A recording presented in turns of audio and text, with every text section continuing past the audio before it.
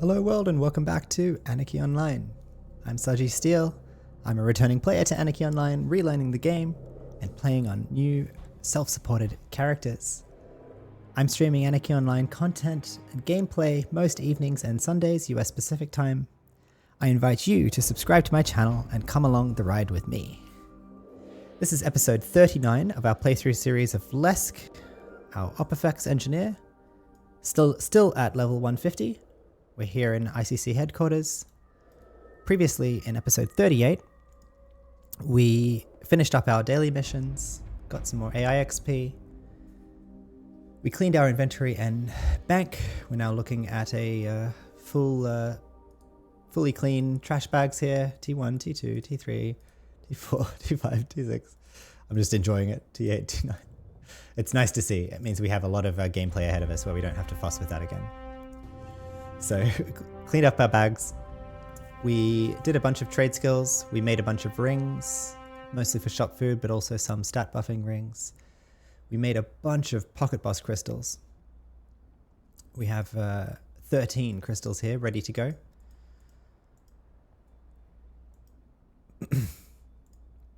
We upgraded the engineer pistol. That's in our trade skill gear bag, but we now have the QL. Actually, I forgot to upgrade it, didn't I? I should have popped it off and upgraded it. That's okay. Well, we can get it to the QL 179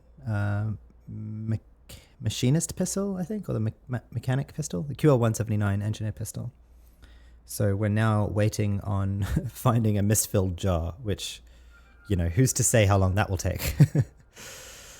But that will be the next upgrade. Oh, wow. Hello.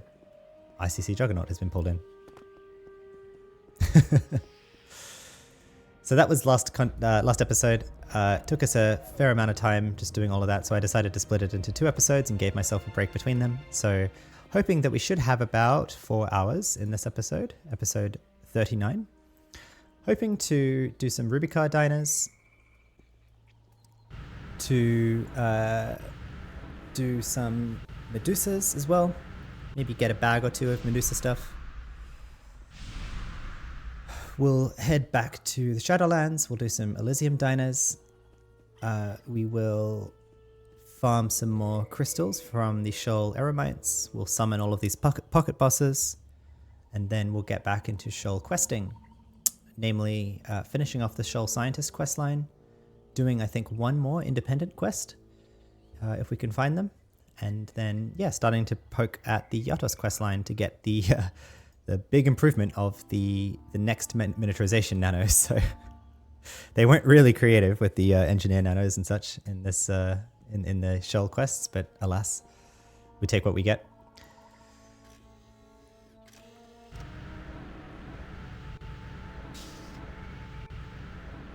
At some point, I'd love to go around and do the tour sites of Rubica. Maybe not on Lesk, but at some point coming up.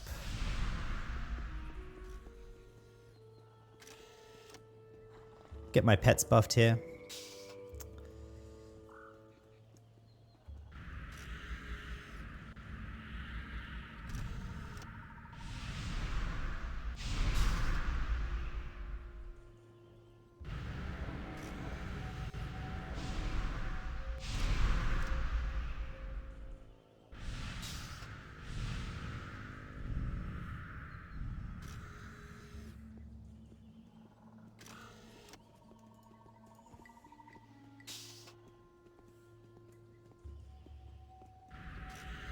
Very much appreciating setting up individual bars for that. I said that last episode, I'll say it again.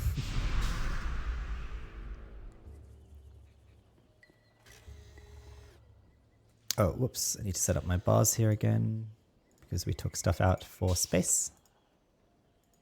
Getting a bit low in stims. I might refill my stims before we head to the Shadowlands. Hopefully I remember to do that.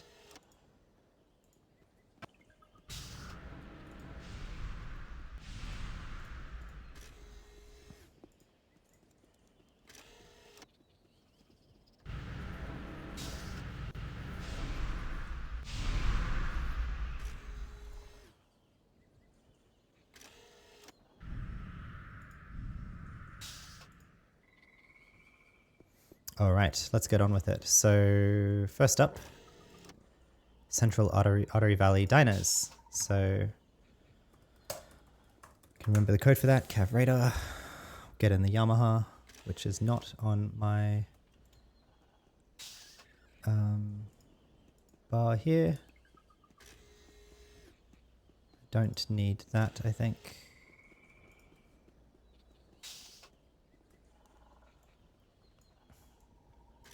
Oh, actually, maybe I'll check for Gauntlet before we head off.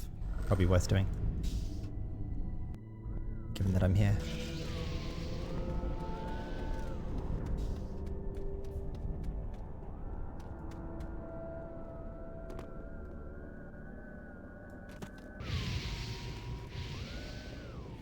Nope, okay.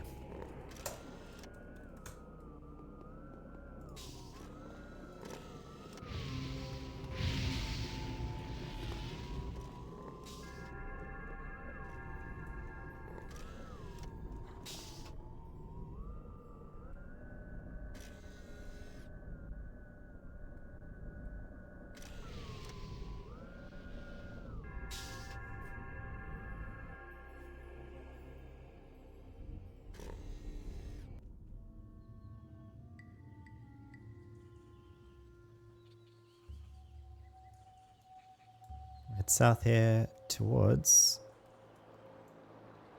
these diners. So I've been killing a bunch of QL200 diners recently. And I kind of was reflecting on why. And I think one of the big reasons why was the to get the Dirty Bioplast overall that we picked up at QL200. And I don't know a lot of other reasons to be killing diners at 200 than what we already have. And so I was kind of reflecting on what diners I do want. And there are some nanos around QL160 that I would like to be picking up. Mentioning which, when we get into a fight here, I might ask my org if anyone's around Pandemonium Garden, if they can pick up our greater empowered harmonic cocoon for us. Whoops, we went past it, did we? Has it been cleared? Indeed, it looks like it has been. Too bad. We'll go look at the other one.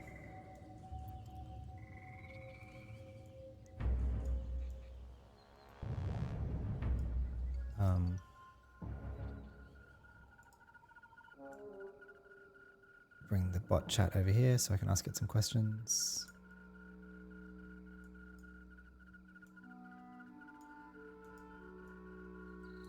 There it is. Maybe the other one's just been dragged away or something.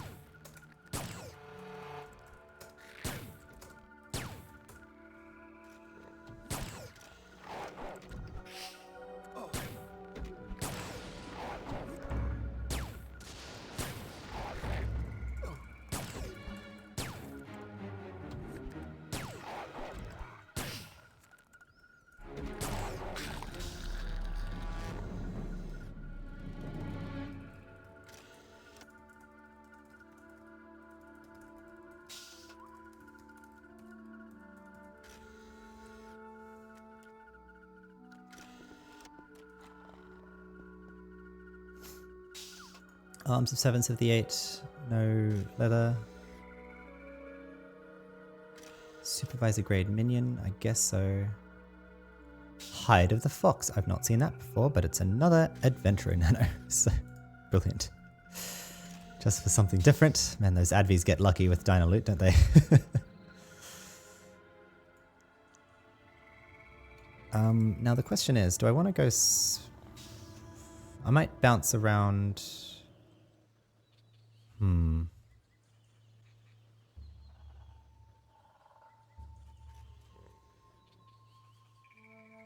Yeah, I'll do these ones south over here, I think.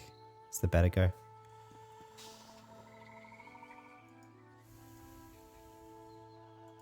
We'll see. Although if this first one's killed, I'll probably turn around and go eastwards here.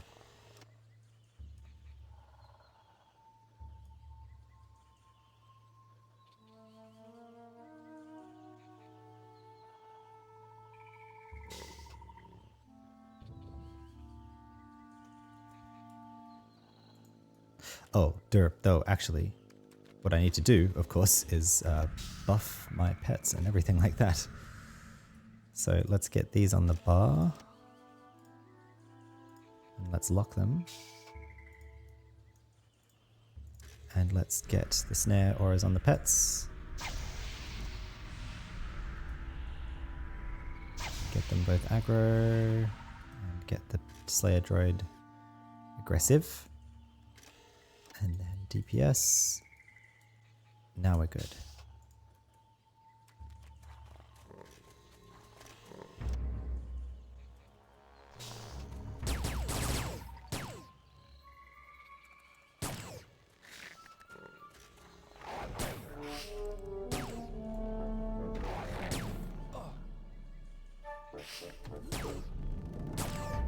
Mathematica says, I love the frogs, crickets, and swampy areas here.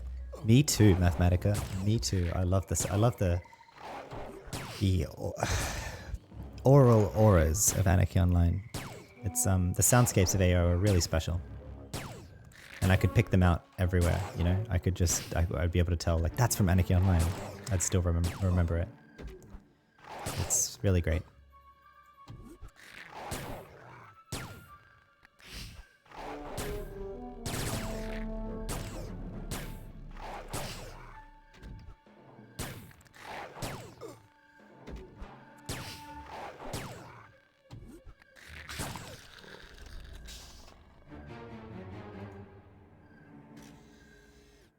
$155 drop. Nothing really, it seems. Dance of the Dervish, pretty sure we have that in... whatever. In nanocrystal form, but I can't remember. I should probably work out how to make like a easy reference of nanos I have already.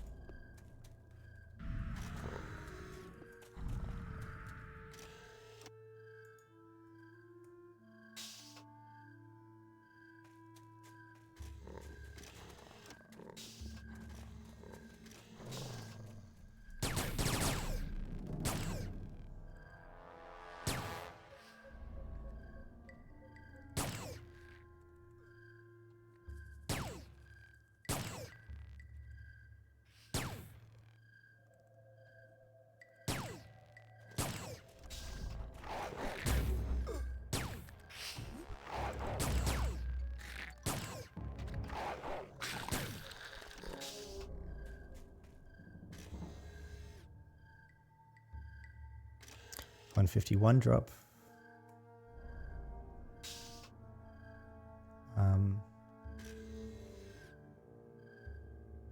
Shower with lead, we definitely have that in nanocrystal form, so I'll leave that. Okay, completely useless drop for us. No matter.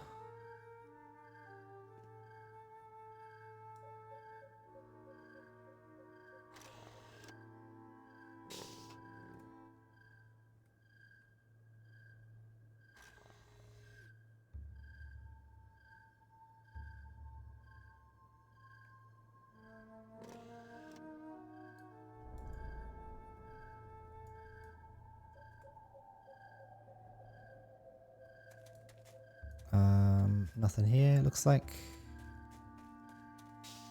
Nope, these don't aggro, do they? Nope. Alright, too bad. We will keep heading south to the 145. Probably get one or two more diners, to be honest, like just this 145. Might get these three, like boom, boom, boom. So we'll go to the 145 first, and then we'll call it for this cycle. You can do the whole loop here, and it's often, you know, if you're hunting for a specific thing, it's probably worth your while. They're all pretty. It's a pretty good loop here in Central Artery Valley, but I'm not desperate for any of the nanos that are dropping from diners.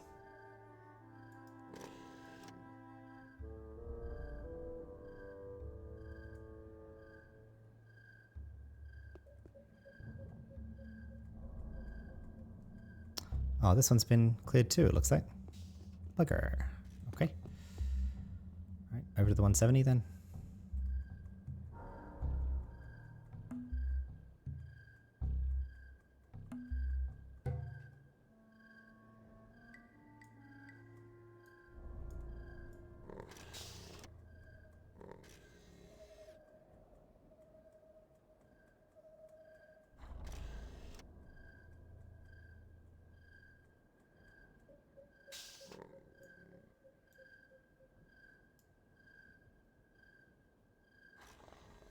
Probably would have been shorter for me to go south here and then that way. Oh well.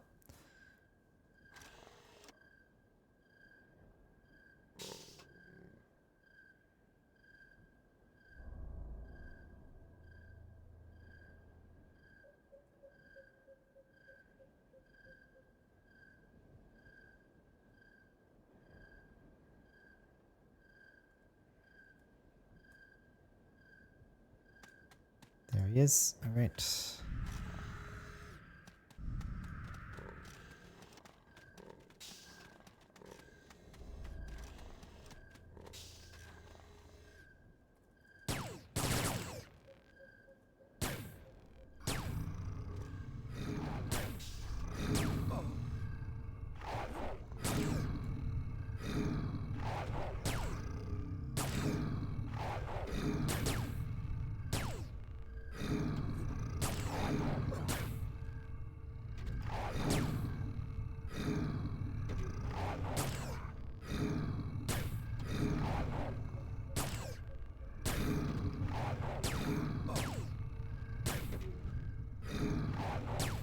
Kind of remarkable how big of a difference Taunt Box makes when Taunt Box isn't running on the Slayer droid.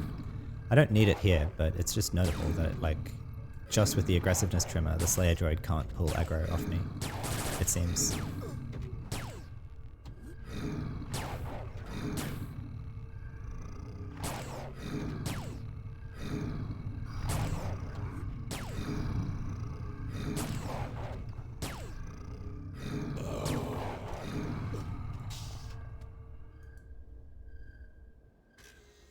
$198, that's annoying.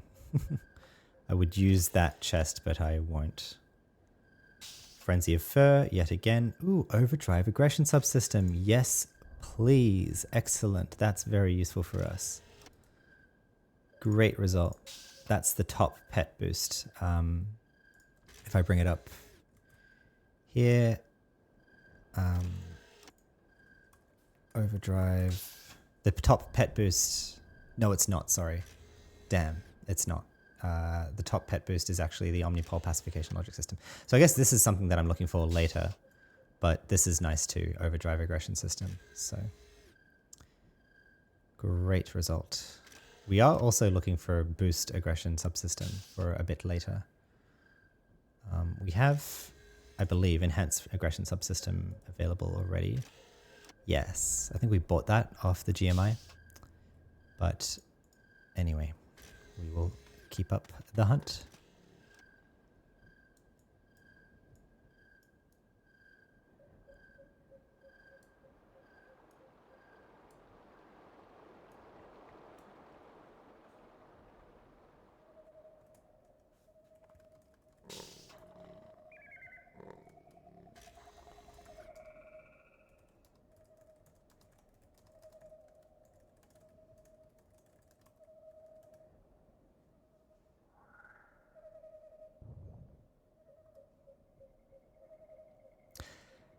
Mathematics says, is that the best one for the pet buff? It's not quite. The best pet buff is called the Omnipole Pacification Logic System, level 200, castable at level 195. That's the top pet boost. We just picked up the second top pet boost that we can use between 185 and 195. So still very welcome, and I'll be happy to use that. Happy to make that into a nanocrystal and use it when I can.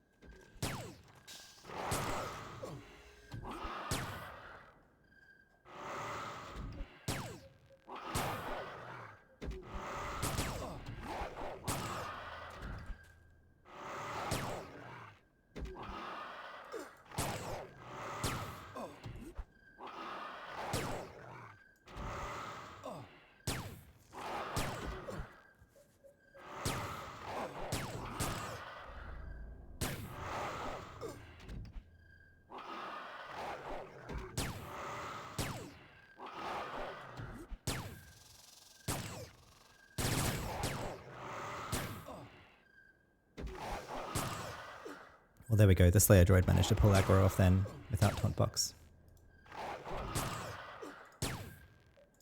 Actually, what was this? Supervisor grade minion. Never mind.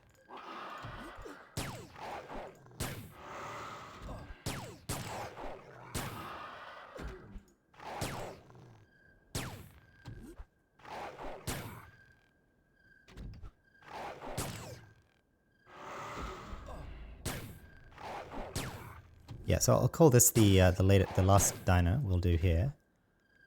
We'd like to get into a habit of just doing this run pretty regularly again to just find some of the nanos that we could use coming up.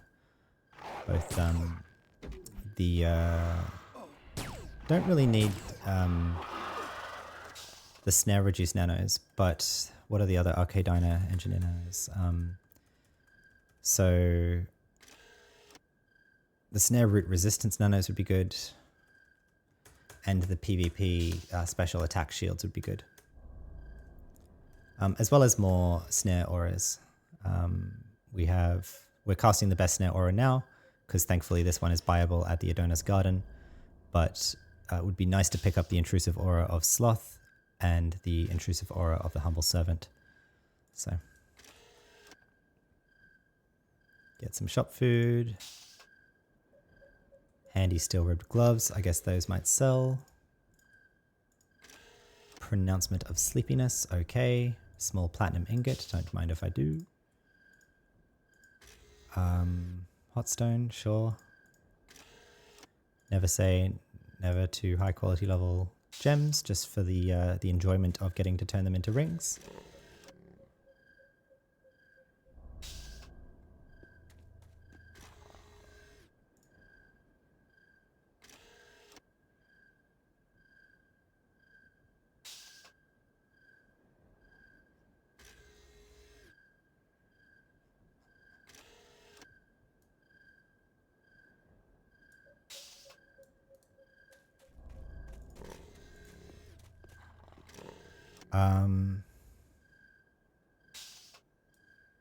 So that's good.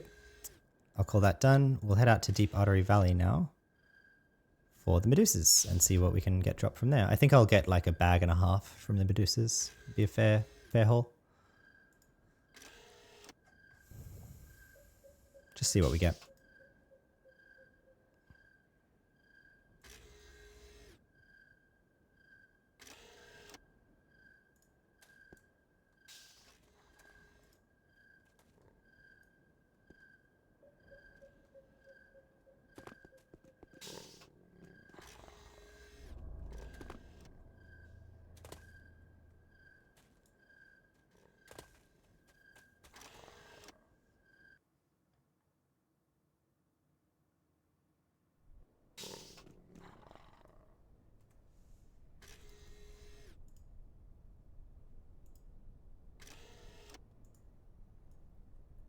Okay, so I found success last time from heading eastwards, I believe here, like southeast actually.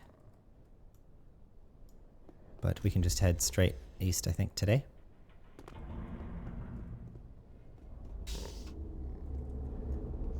Just kill all the very red Medusas on the way.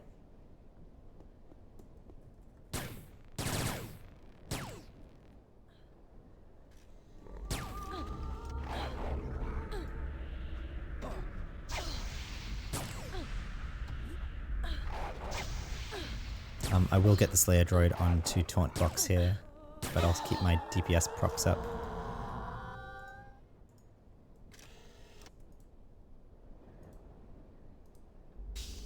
Sure. Probably going to loot most stuff from the Medusas here, just because I enjoy having them for the gems, and otherwise Mii's nano armor. I'm going to pick up every piece of Mii's nano armor.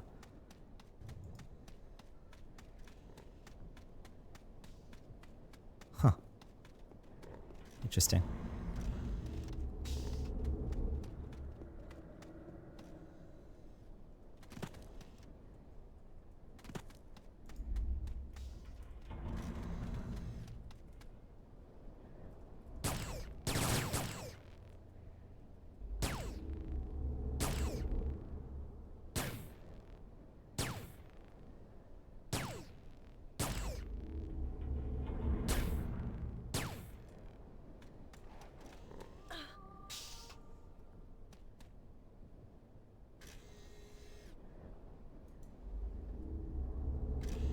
of suffering, nano armor gloves, and monster parts that we can turn to cure 200 now. Take that.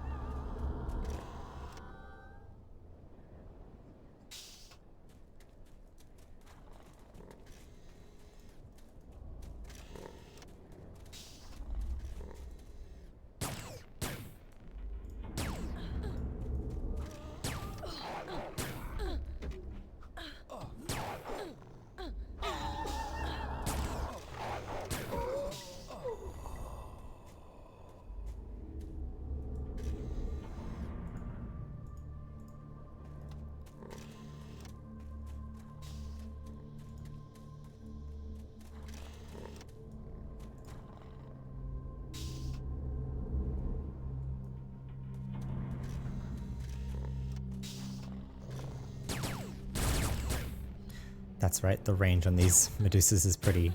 The aggro range is pretty wide.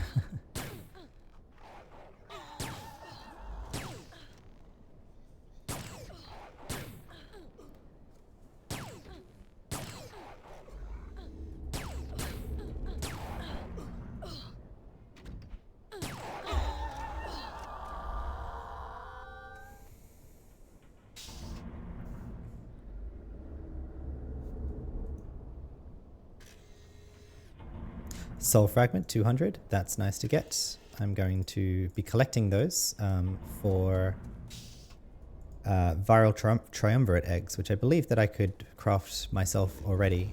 And I think I could probably get all the ingredients myself already. I just need to breathe in and go into the Mantis Den again. And we are at Lag o'clock.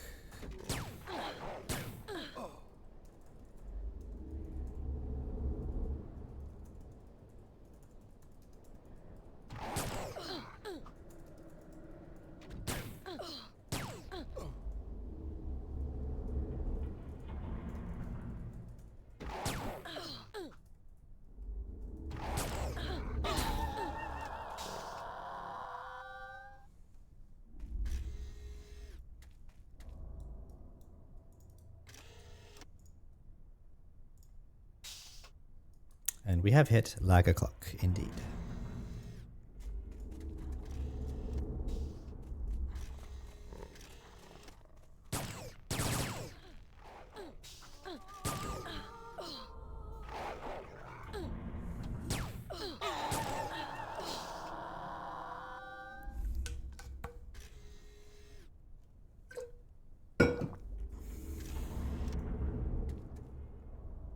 $155 Mies Nano sleeves.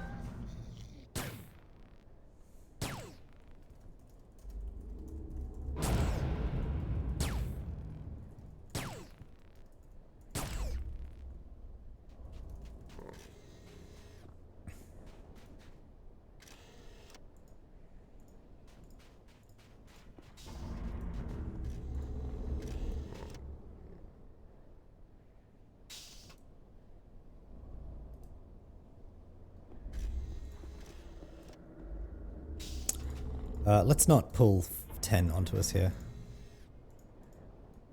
Maybe I'll work around this way. Whatever.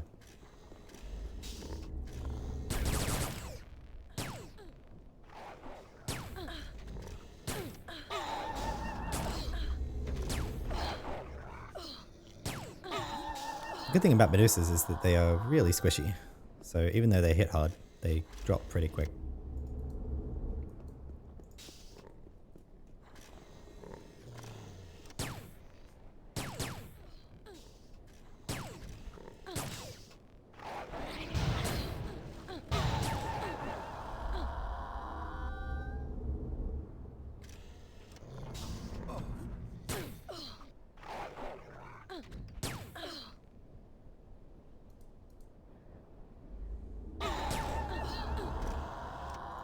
Notum chip, thank you.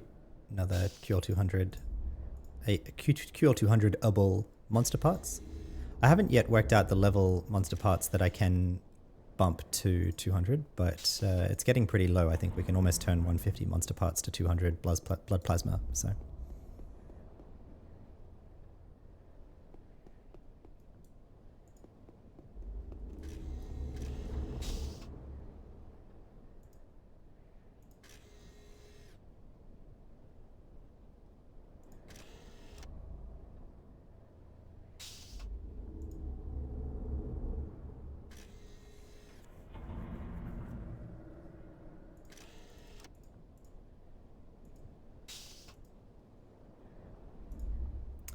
So the goal here is several-fold. One is, Mies nano armor. The other is soul fragments. Another is cold stones. Either for the Notum, the Notum trenchcoat mesh, or for the stiletto Yalmaha. Both require a shit ton of cold stones. So that's the reasoning for being here. And also just breaking up the grind. It's not my style to just like grind things indefinitely until we're done. I much prefer to do a little bit at a time. So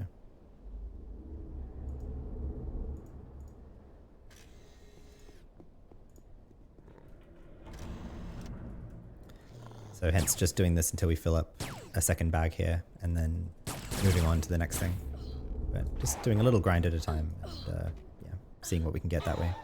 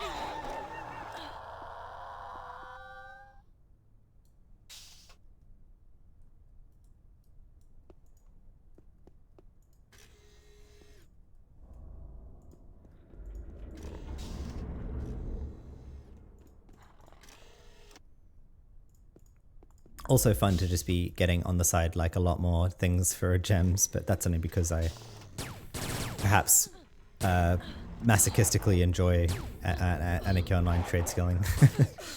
And I enjoy having more ingots and gems that I know what to do with, so I can kind of happily throw together rings to make some more credits that way. I'm just weird in that sense. 199 boots, excellent.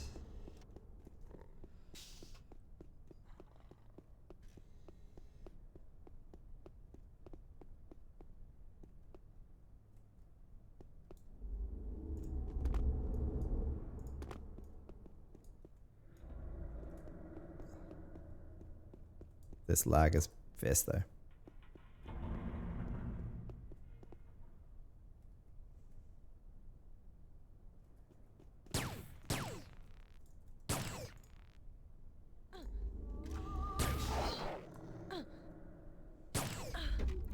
the whole party with us.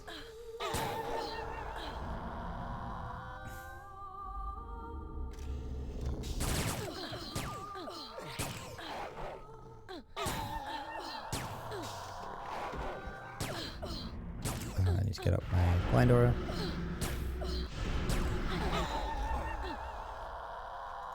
Some Mies nano legs. Excellent. Love to see it.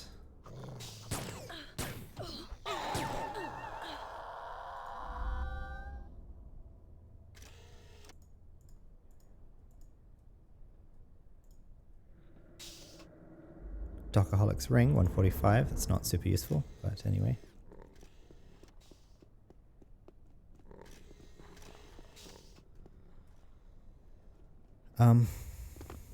Right, so we're here again at the Medusa site. I thought that as I headed further... I mean, I guess 203, that's better than nothing. But I would love to see some like 210, 215 Medusas. I think...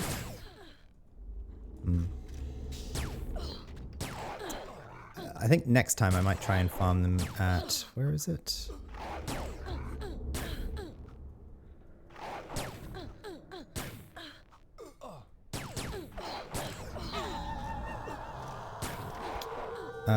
Here in Eastern Fowls Plains. There's a Medusa territory here. And apparently there are some 250 Medusa bosses there that have like all sorts of like special abilities, and like you basically need a team to bring them down. But I wonder if there are maybe higher level Medusas that I could avoid in that same field. So I might go check that out next time. Because I thought that if I just headed like all the way to the east here, I would be able to bump into some higher level Medusas, but it seems like they cap out at about 205 max maybe. So, and there's no real rhyme or reason of where they are, it's just kind of random, so.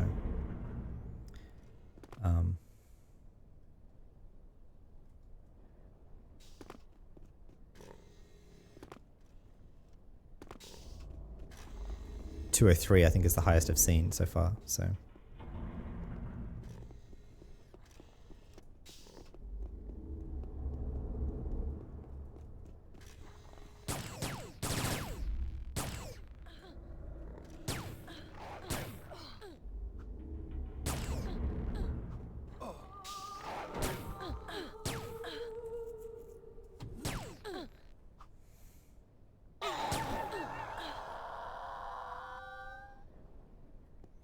Also happy to be picking up some Notum chips and Notum fragments as well, but that's by the by. Alright, we've probably got one more or two more kills here until our bags are full, and then we'll move on.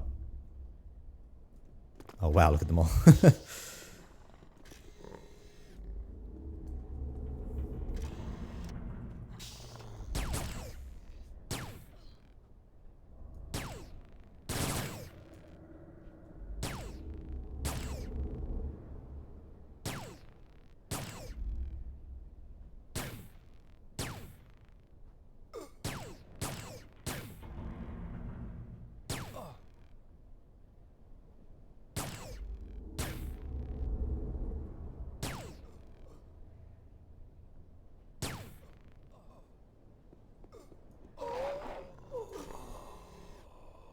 Notum pellet.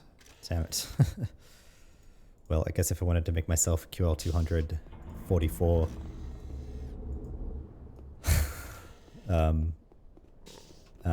nano treatment lab, then that'd be good, but I don't particularly have a desire to do that.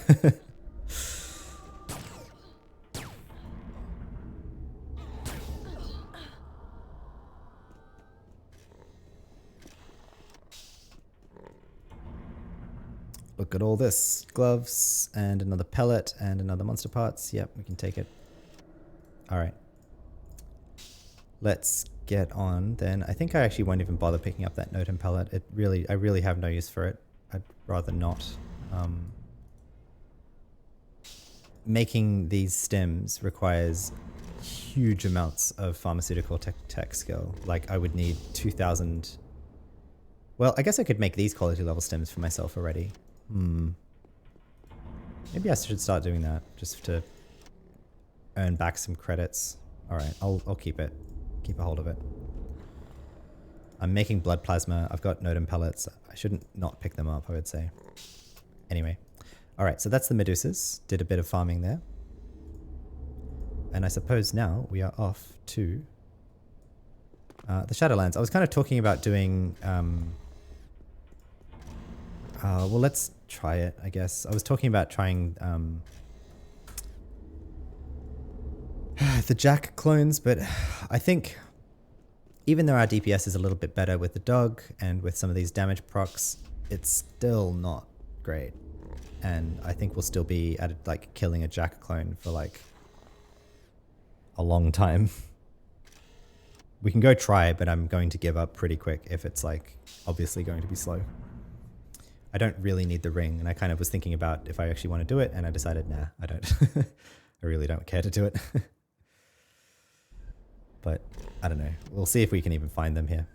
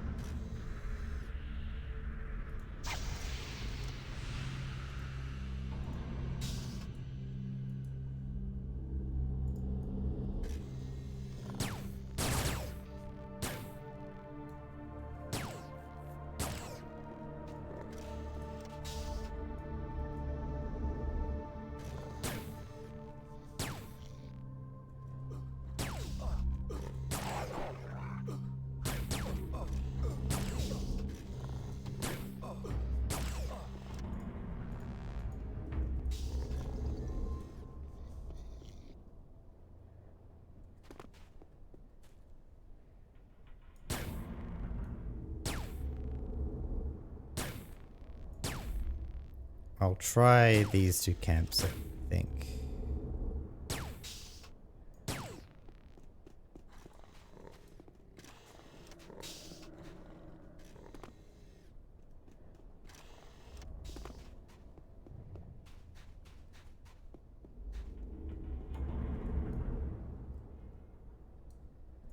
I don't know, I guess it's pretty fast to go from camp to camp here, but...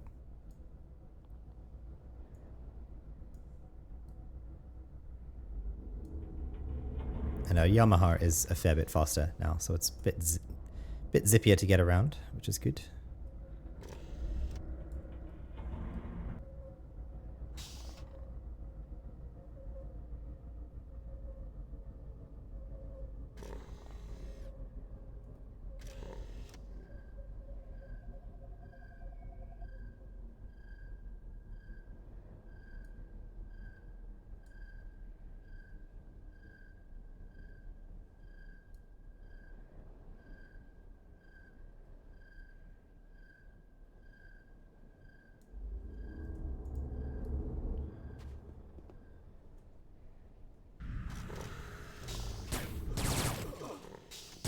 I don't know how this is meant to work, but...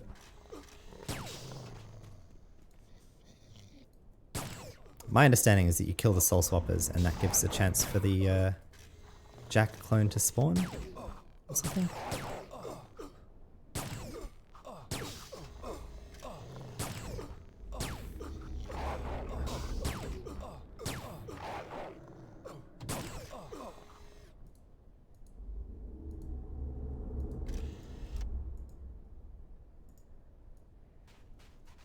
Alright, one more, I think.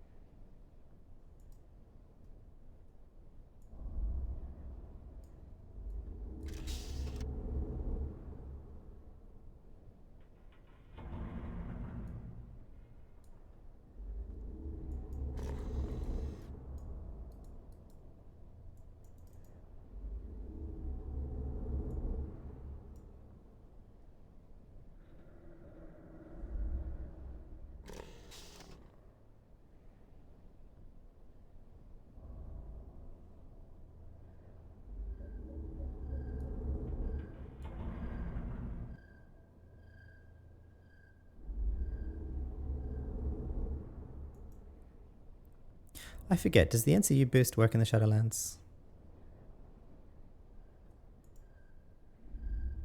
Yeah, looks like it should.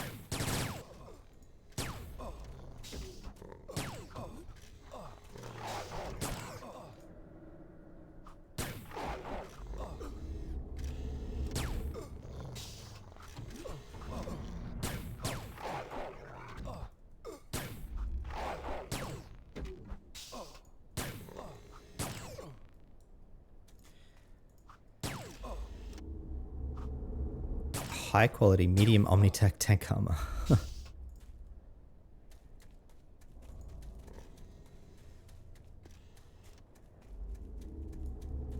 There we go. Okay, so I think I said 3 camps, no luck. That's okay. We'll head back to the Shadowlands now, I think. Although I'm going to lose grid space freedom. Let's head back to Boar and I'll just rebalance my nanos a bit before we head off. Mathematica asks, are we farming the Silken Leg Choppers? No, we're not.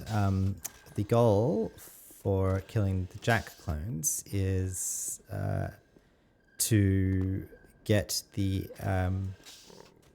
piece of flesh needed to get the engineer-specific ring, which buffs stamina and multi-ranged by a fair amount. So that would be really handy to have, but it's going to take a lot of grinding to get there, I'm aware. Alas. Whoops. Crit Sprays Freedom, rebuff that, I guess.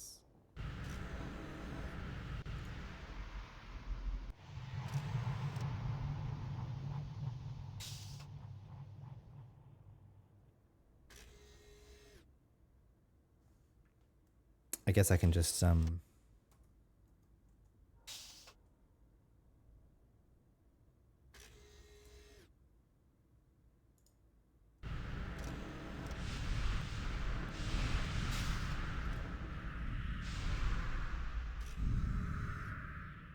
get it like that. And then get the NCU rebuff set. And then cast Aegis Barrier on myself.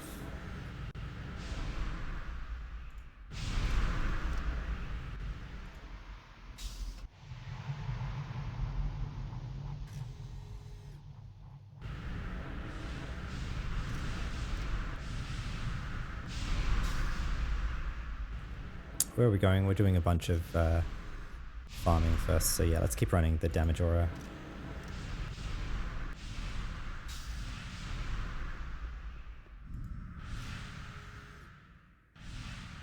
I'll recast that. Alright, we're good. Let's get on with it. Although, is there one more that I wanted? No, I don't think so. We're fine with that. Okay.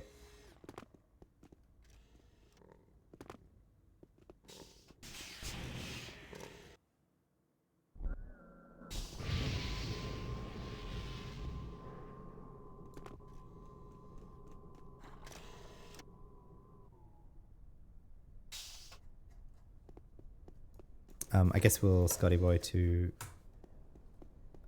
the Shadowlands library and pop out at the Elysium Garden. Get my keys ready for that.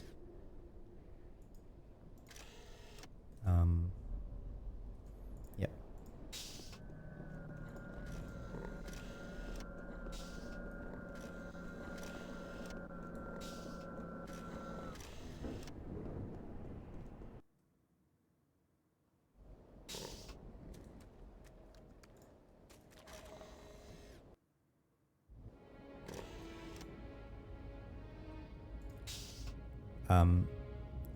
Right, I have to actually, if I want the pets with the best buffs, I have to actually cull them, don't I? Because, do they lose? Hang on.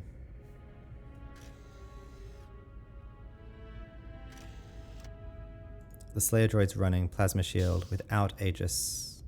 No, so that's okay. I can just give an Aegis barrier over top. Yeah. Nope, sorry. With the 2 composites, it can't do it. So I think I can go from Ruby card to non-Ruby card without fucking around. I'm just going to take off this composite off my Ruby card rotation for the pet. Yeah. And vice versa for the dog, I'm going to take off composite attribute boost for the dog as well. So it's just physical special. So we have to pet. Terminate. Please hold.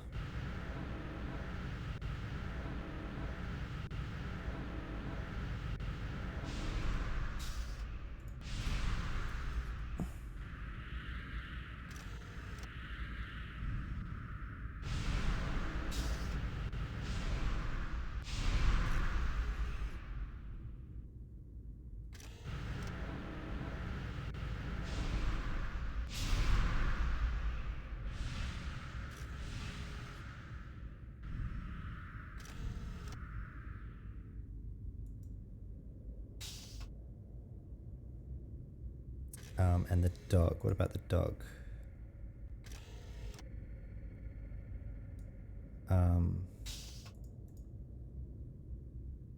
dog already has Aegis Barrier, but it's not running Entropy Weapon, and it can in the Shadowlands. Right? Yeah. Yeah, so that's good. Although, hang on, it can also run... Let's come out it.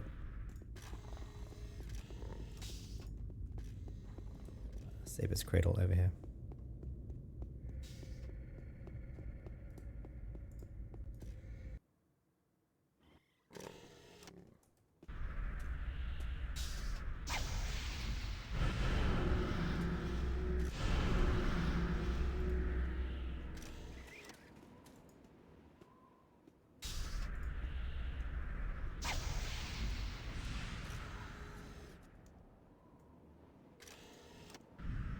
Whatever, that's fine.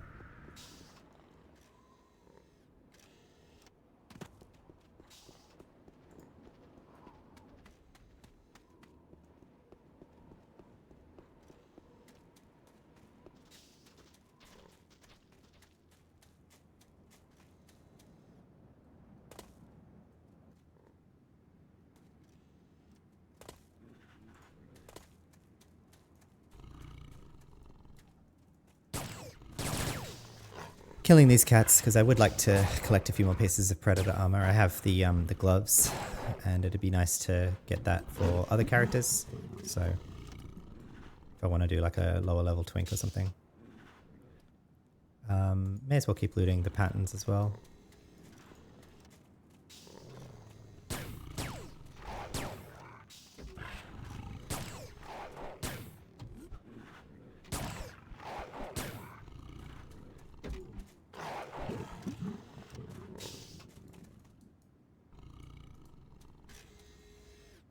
Excellent, such as the boots. Fantastic.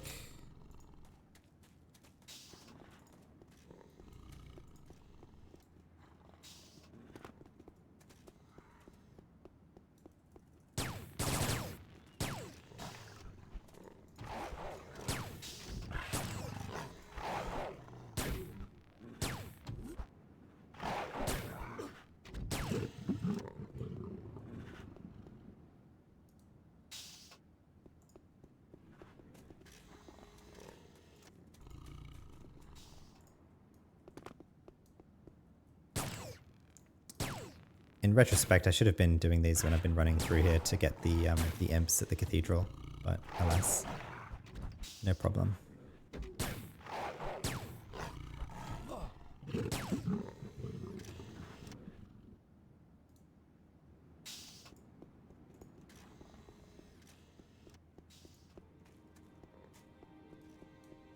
Okay, so now we're going to head over to the cathedral and kill some of the imp diners. The reason for that is we want to get one more focus funneling spirit so we can get our full set of 3 focus funneling helpers. the primitive helper, the rancorous helper, and the loving helper or whatever. It goes in HUD 1, HUD 2, and HUD 3.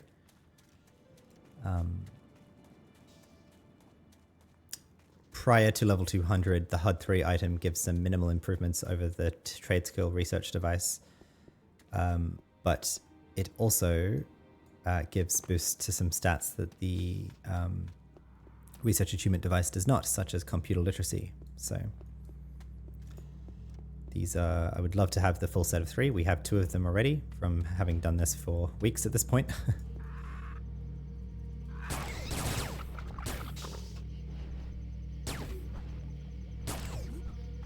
Is that Mink's gonna come? She is green to us, so she's probably gonna attack. Yeah, there you go.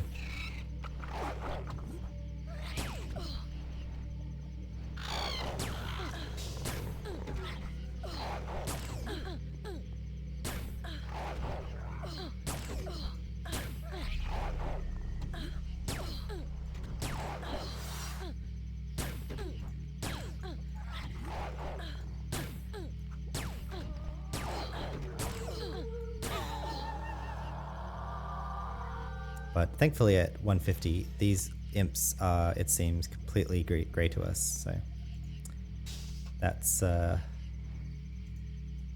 merciful. Although, I'm just selling these now, aren't I? Yeah.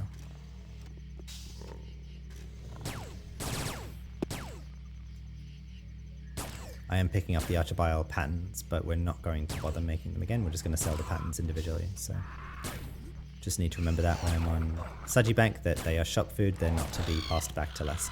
But I don't think that should be too hard to remember.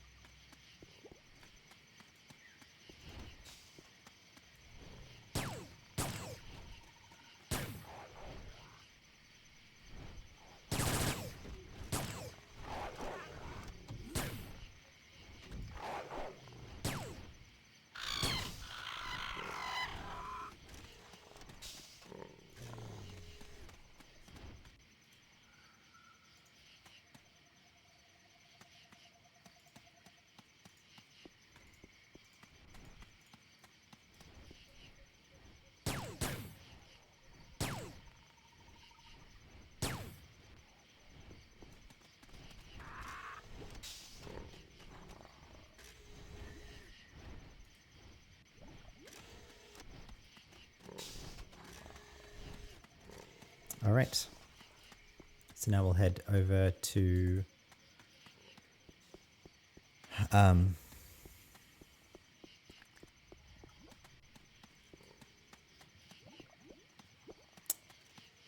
actually, where will I head?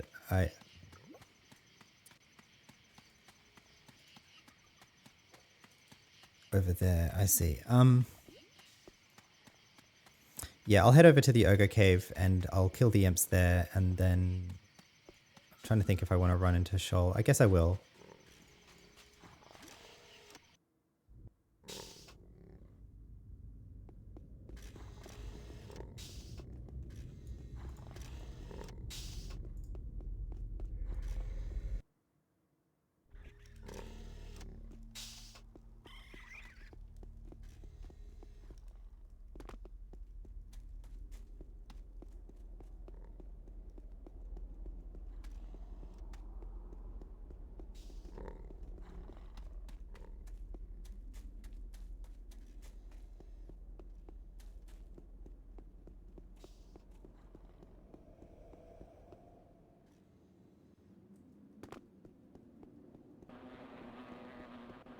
This is the plateau that we can pull them onto.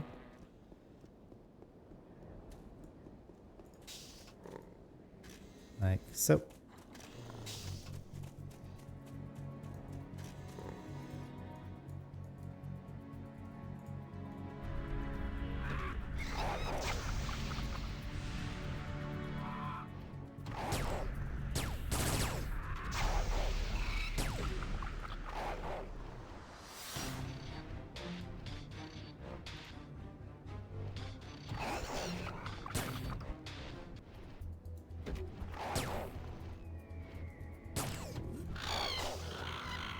That's 1. That guy's 2.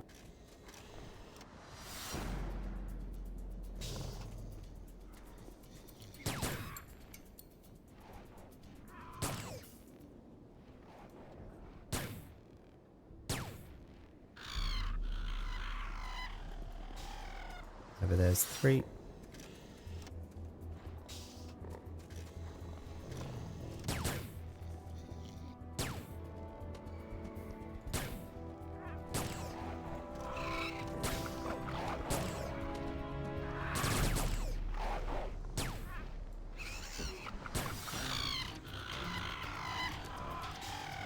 Then here is 4.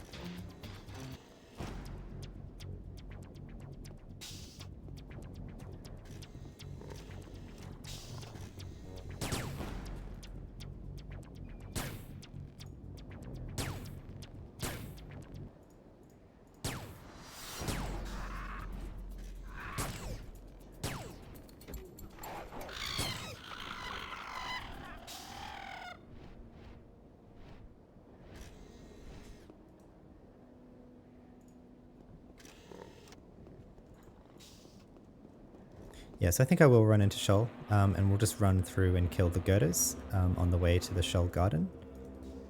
And then I think...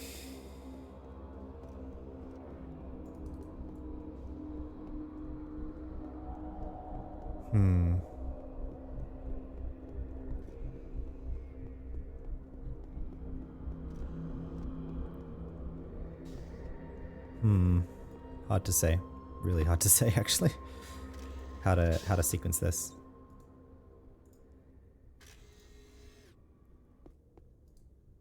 I might just go straight to Dr. Darnell to continue the... So we did that. Oh, right, that's right. We're going to actually have to spawn the pocket buses.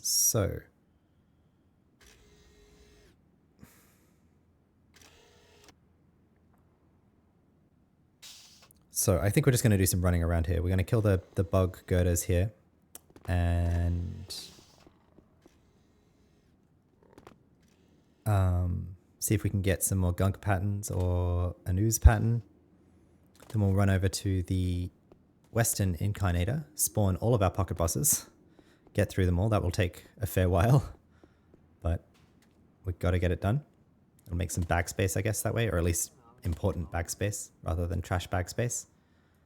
And then we will continue on and farm some of the Eremite diners, get some more crystals that way. And then we'll get the independent quest, and then we'll head to Dr. Darnell.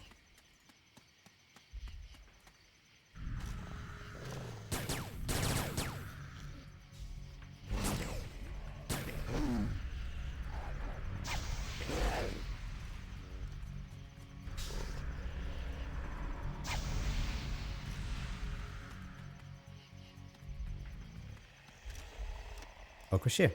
Cool. That's what we need for the rifle that we have, which gives it aimed shot and fling shot. So, cool beans.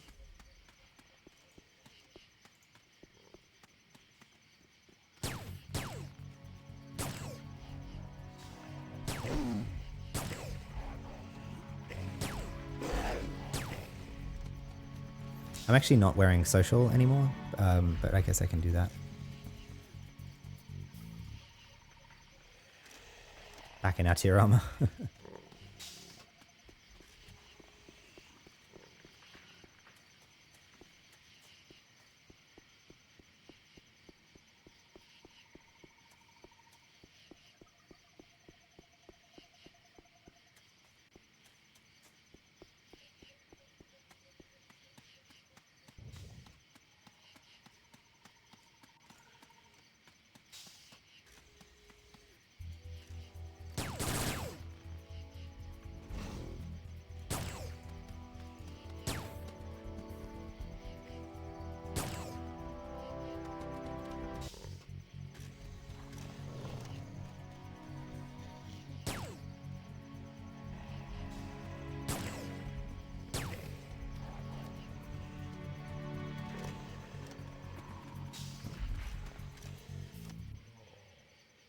Excellent. Botar Gunk, thank you very much.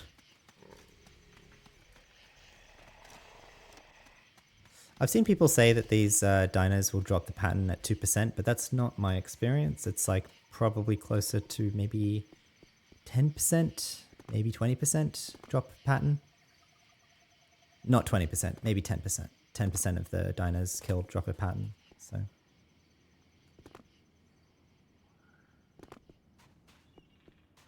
I readily admit I was very lucky to find, I think of the 4 gunk patterns I saw drop, all of the 4 were unique.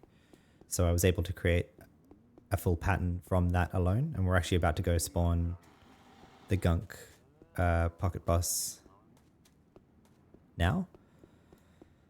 So I readily admit I was lucky, very lucky with that. But I don't think the drop rate of patterns are as bad as I've seen people refer to. I don't think it's a 2% drop rate. It's a bit too pessimistic, I think.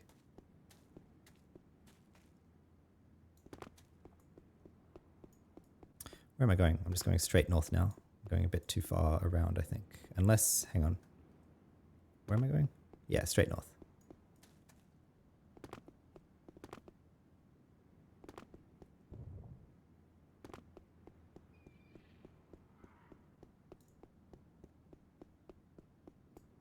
I guess I can playful cub.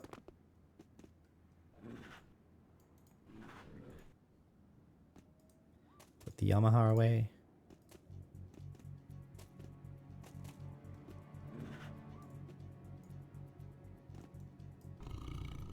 Deal with this fucking spider.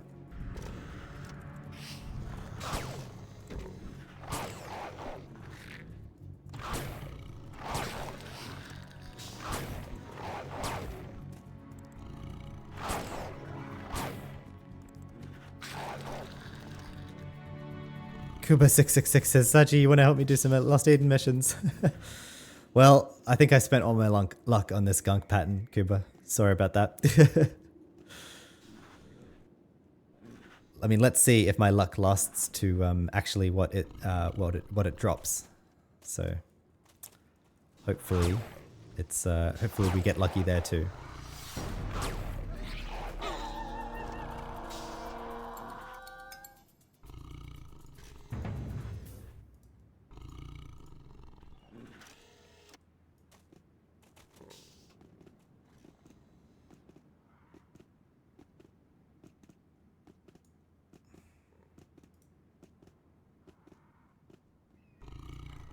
Alright, fingers crossed. Here we go. Gunk. You won't see this content anywhere else, that's for sure. There he is.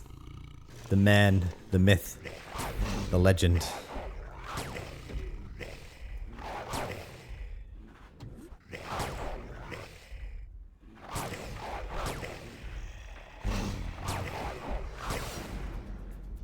Gunk the hunk. Exactly.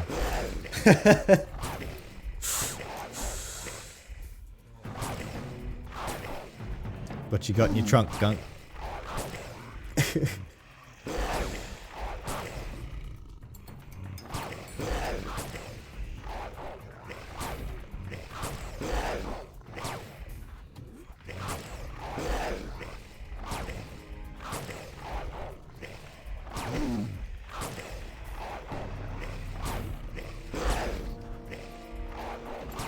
I have Siphon Box and Slaver as well. I'm just going to put it on Taunt as well.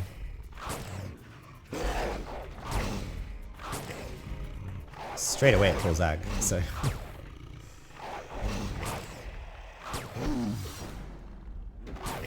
Alright, fingers crossed. Give us some symbionts. Give us some good symbionts. I'm hoping for that. Running Ocular, is that right? The 160 Ocular control. Please, please, please, please, please, please, please.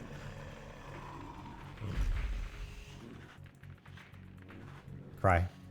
I cry every time. Support feat. Low quality levels at that. Oh well. We rolled the dice and it frickin' bounced off the table onto the wall and into our eyeballs. And now our eyes are bleeding, but that's okay. We'll live to fight another day. Keep chewing through them. I won't cry, I promise. I'm not crying. Beatific Spirit's next. Beatific Spirit. It actually is the Beatific Spirit. I have no idea what Beatific means. I guess I wouldn't know what Beatific means either, but I have no idea what Beatific means. Right? I'm not mad. Beatific. Okay. Alright, today I learned that beatific is a word.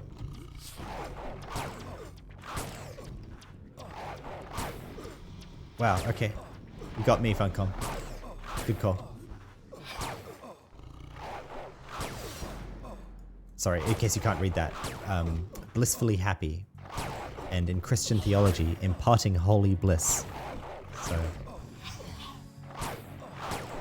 in case you didn't know either.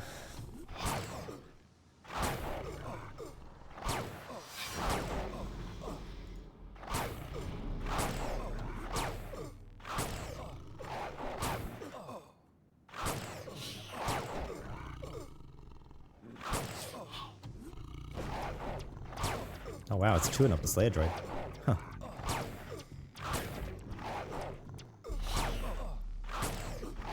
I don't know, maybe I should just put the Slayer droid on Siphon Box for the DPS and survivability and not having to worry about healing it. Alright, and then of course we get a whole bunch of stuff from this one. Active feat. Active feat artillery. Left wrist extermination, right hand extermination, and residing left wrist extermination. So, yay? Question mark. Look, I guess they're all symbionts that I don't have yet, so I can sell some. I can keep some for myself. I am glad I'm doing this.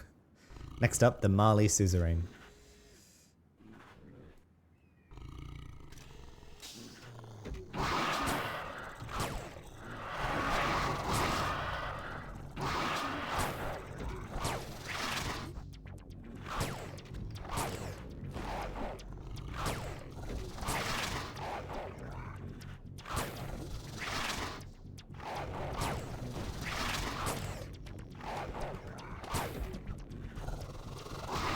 Next up, Ashmara Raven, which I'm hoping that is the tree thing again that sings, because I'd love to see a bigger version of that, because I don't recall seeing that model at all. Actually, that's a novel model to me that I've seen. So.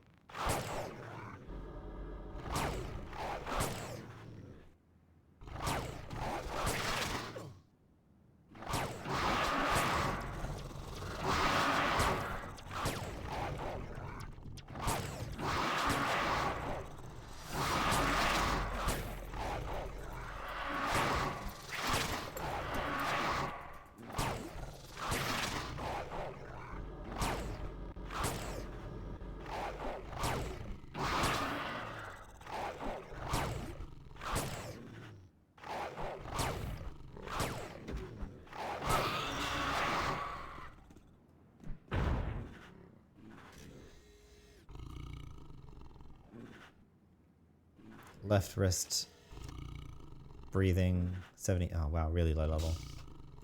Left wrist support, locked at 73. Left wrist support, locked at 81. And vibrating left arm artillery, locked at 66. So really low level symbionts from that one. Too bad. Next up.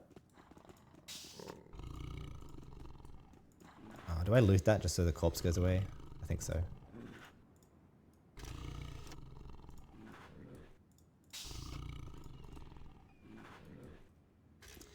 Actually, one of the things I want to get here is apparently, I want to try it out. Apparently, if you take these half-digested torsos, if you right-click it, and it's like a random roll, if you'll actually get an implant out of it, but apparently you can like process it with a pharmaceutical, like the biocommunicator, and it like makes it a guaranteed split or something. So we shall see if that is true. Right, next up, Ashmara Ravin. Let's see what the model is.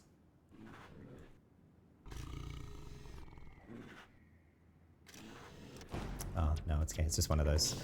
Too bad.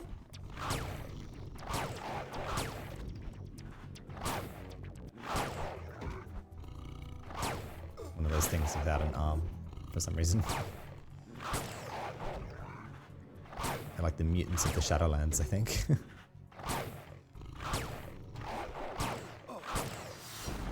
Oh wow, it hits hard though. Jesus Christ. I'll put up the bike in there. What's he hitting me for? 881 melee damage? 713 energy damage. 827 projectile damage. Man, make up your mind. Alright, I'll buy a cocoon. You win.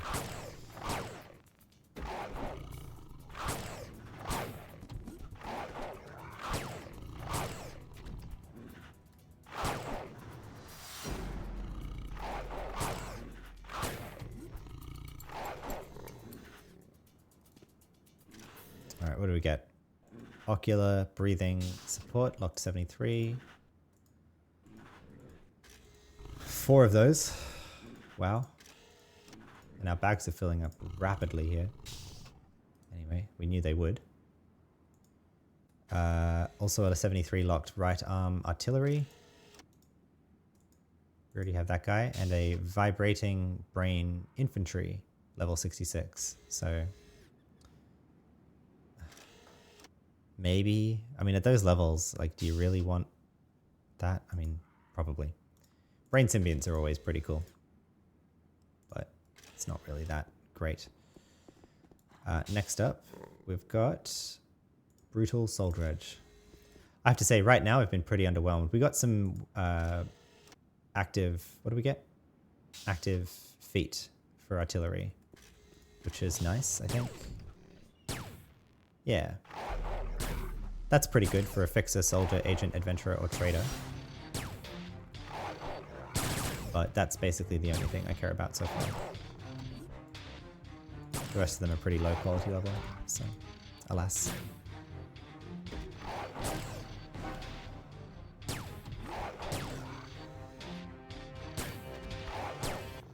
We're 5 in here. Next up will be the Archivile Queen after this game. I'm expecting this one to drop especially useless symbionts.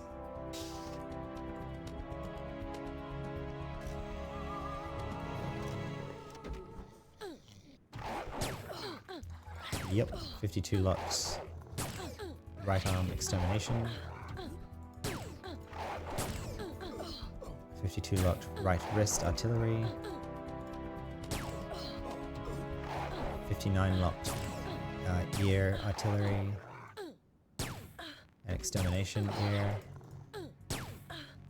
And ear extermination.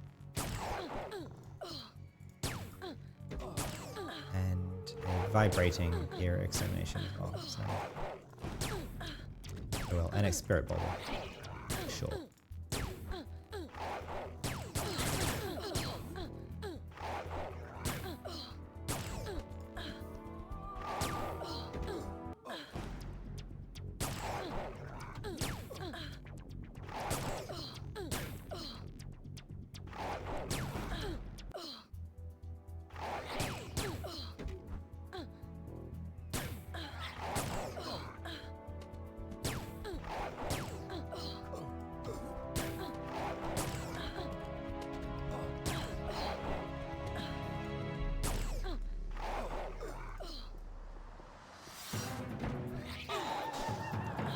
Get another one of those.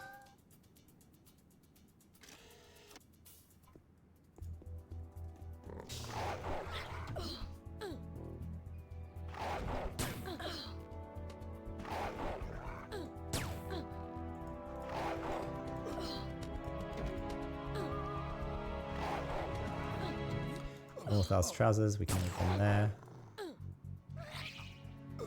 66 left arm infantry, and 66 thigh control. So would I have preferred that at level 66? Maybe. Maybe, yeah. Yeah, I might have preferred that to my 125 pre-made for a bit.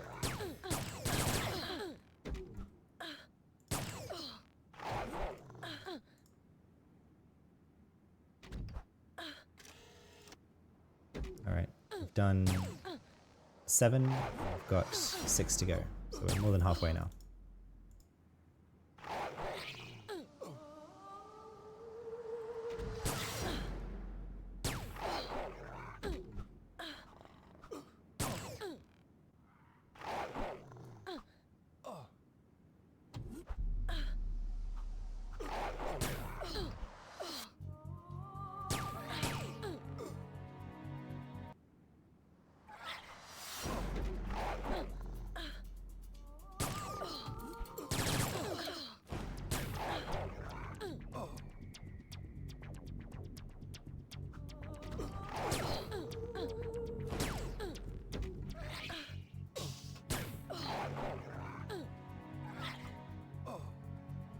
This init debuff is painful.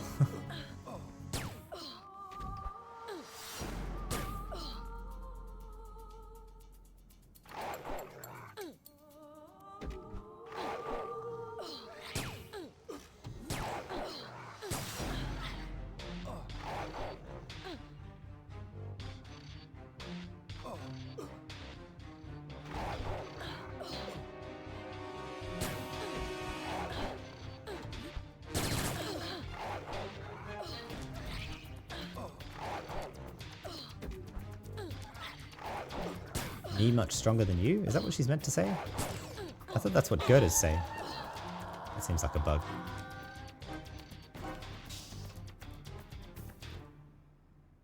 Alright. 73 left-hand control. Meh. 73 left-hand control. 73 left wrist artillery. Thar's tunic, I'll take that. And 66 left arm infantry. Alright, we'll keep going. Next one, Spiritless Soul Dredge, level 115.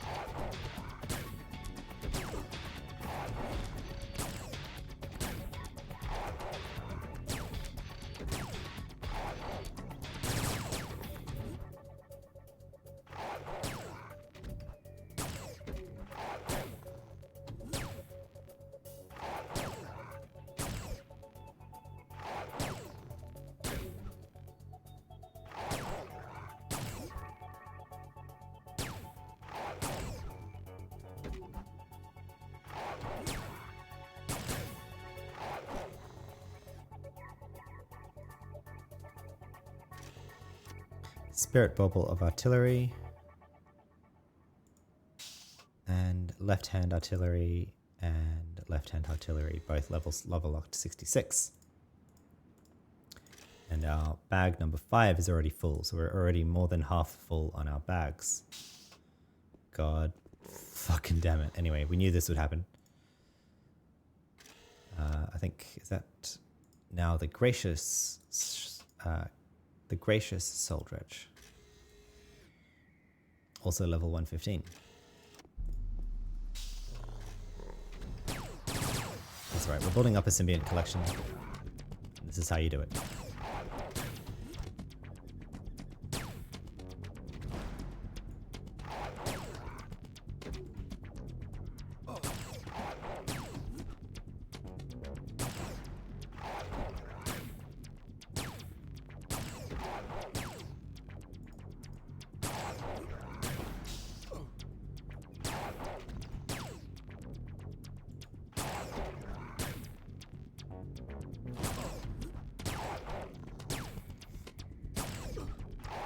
Good morning, Halosian.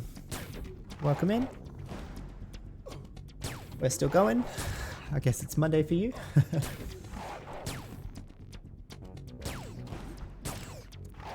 Sorry for your sake. I'm guessing having to either already at work or getting ready for work.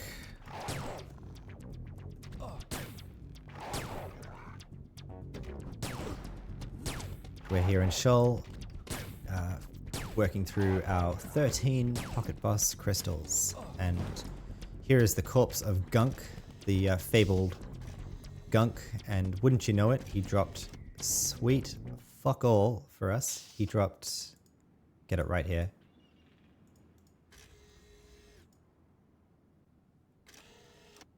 the level 88 locked support feat. That's all he dropped. 2 88 support feat. So anyway, we've got to roll the dice. That's all you can do. Got some infantry left hands. In fact, 5 of them, and another spirit bauble. Great.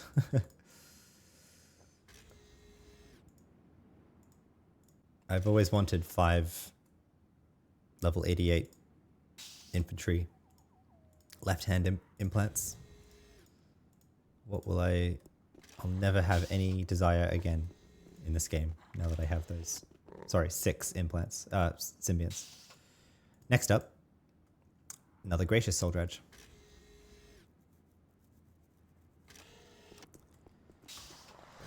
Yeah, it's painful. It's painful, especially given I know how, like, I don't know, the way that people talk about that Gunk pattern. I felt very lucky to have that full Gunk pattern, and I was looking forward to getting something out of it, but alas, basically nothing. So this is why those symbionts, those ocular QL160 control ocular symbiont would cost billions of credits, because it's just so fucking annoying to get.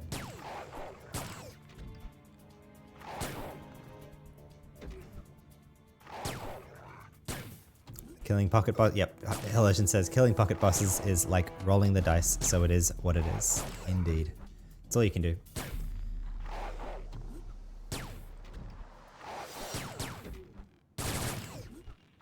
We've got 3 more to go here. The Archibald Guardian, All, and Augur. Which I think All and Augur are both spiders, I believe. We shall see.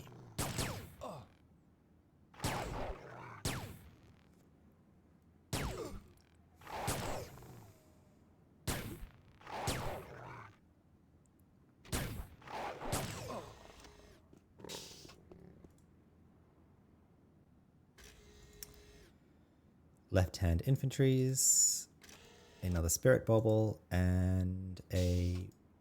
Oh, that's alright, a working right-hand infantry. That's pretty good. Although... Yeah, I mean, this would be pretty good for a keeper or a 2-handed enforcer. I think martial artists and adventurers, or at least melee adventurers, would want to... Yeah, martial artists and adventurers would want to go with an implant here that maximizes their attack skill, but yeah, keepers and enforcers would like that, so that's good. At least we get something there.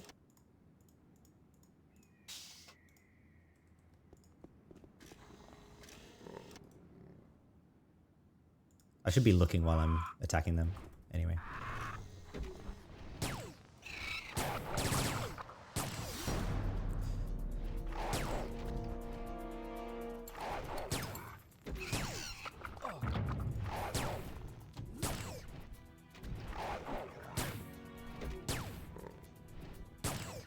So after we get through this, we've got how many more pocket bosses here? 2 more. We're going to go over to the Eremites, get some more crystals for, wouldn't you know it, more pocket bosses at some point. And then head over to the Shoal Independent Tessa Stewart, who is around here. And I think I've run past her many times and I just haven't known that she's there because the Bitnik map doesn't mark the Shoal Independence for some reason.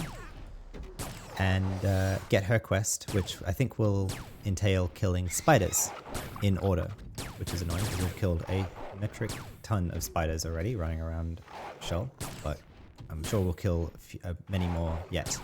We still have to do all of the Yatos, well, much of the Yatos quest chain. So we'll get her quest, and then we'll head back on up to Dr. Darnell to show her the cracked Zan burial stone.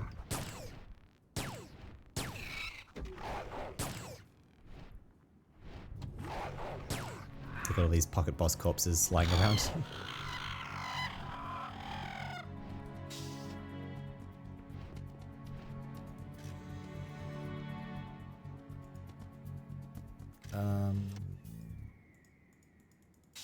Cool.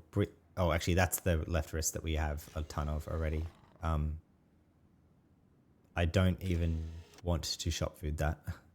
I'm just going to delete that and leave the rest of them on the corpse. And if someone wants to come get them, they can.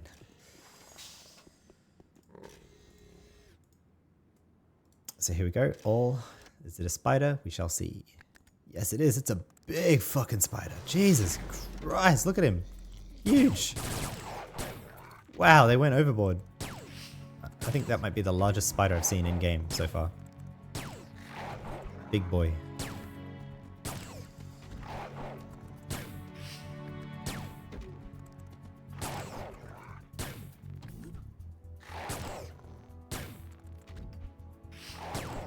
Yeah, huge. Look at him.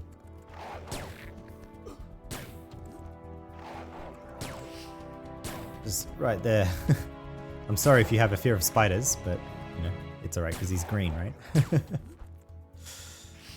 Imagine fighting that spider in your house. Yeah, just like fighting that spider on your house.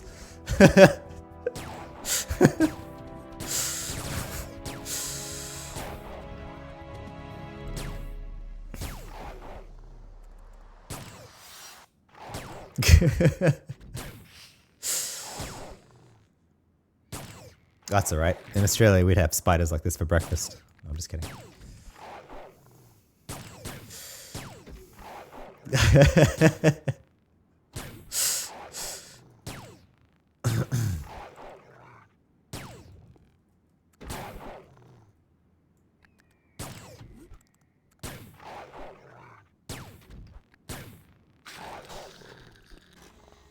He nearly turned upside down.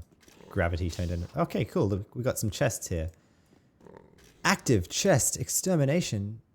Nice. Level lock 125. That is a good chest. Metaphysicist, bureaucrat, or nanotechnicians should love that.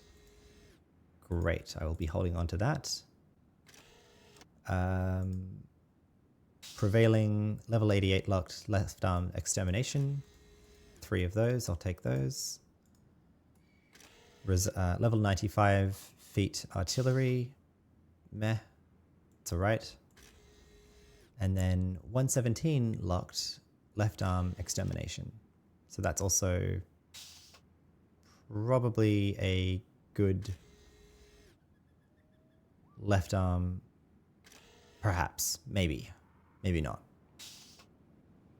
Maybe ranged metaphysicist would like that, perhaps. But anyway.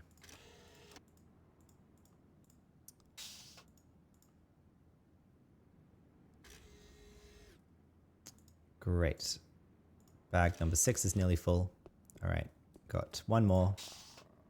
Augur, and I believe Augur is a spider as well. So let's see how he shapes up to all. Is he as big as all? I feel like he's a bit smaller. Hard to say. Maybe he's the same size. Still fuck off massive. I think all was a bit bigger though, actually. Yeah. Just a bit.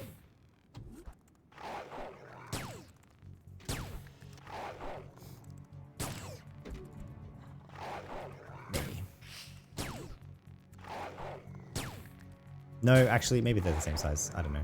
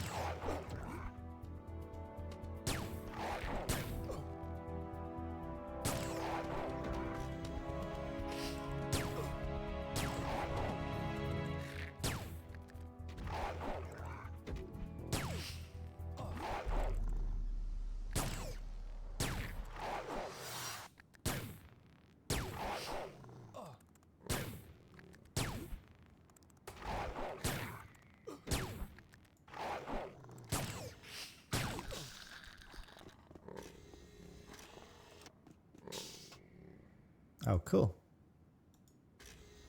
Well, residing, level 95, brain symbionts for artillery. So always useful. It's an alright quality level. That was T8. Pop that in here. Alrighty, let's go get some more crystals from the eremites. Westwards of here. 2 brains, is that rare? They're not great quality level, but they're not terrible either.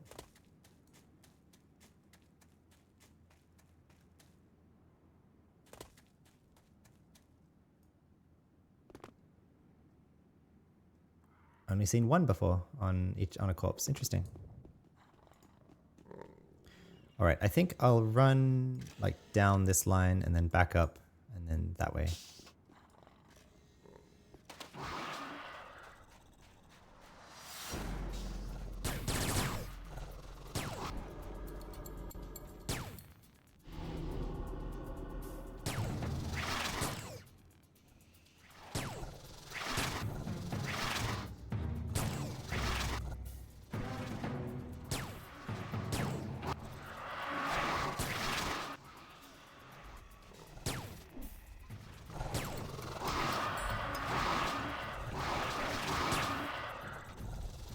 Just 1 bad quality level though, but that's okay. We have a few Pocket Boss 80 patterns to get, so.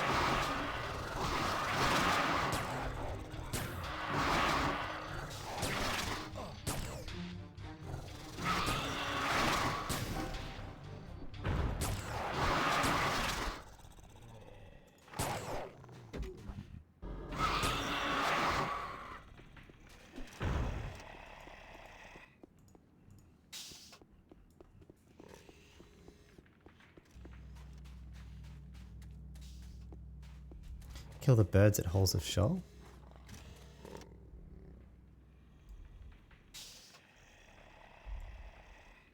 Oh, really?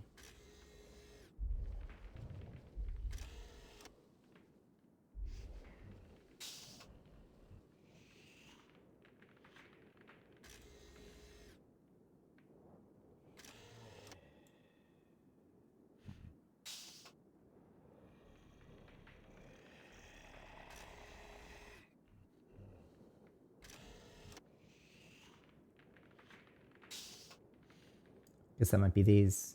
Asatics, Benison. I wasn't sure if these would be Hyathlons or something. They sound like Hyathlon names, but I'll get a few here and just head off. Don't know if I want to bother with all of this, but...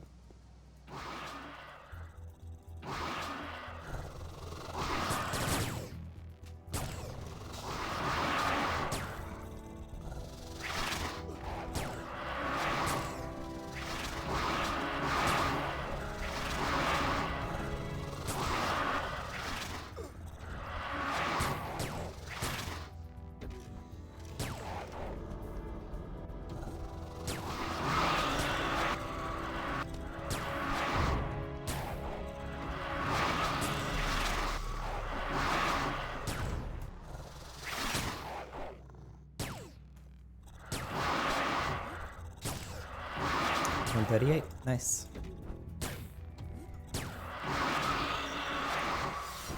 These some of these suzerains have a really good loot table for control symbionts I've seen, including the Cowalian suzerain.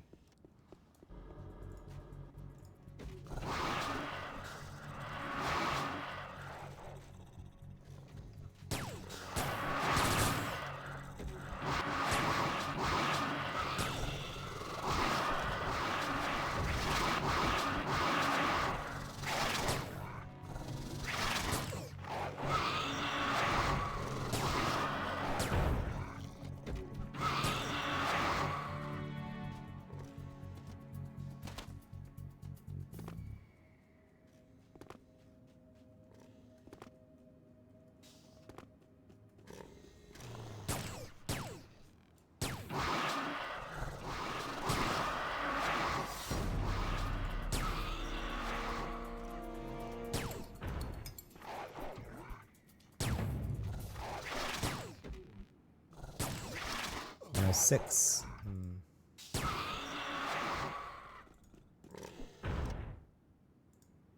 Smuggler's gloves. I think I have those already, but we can try and trade them.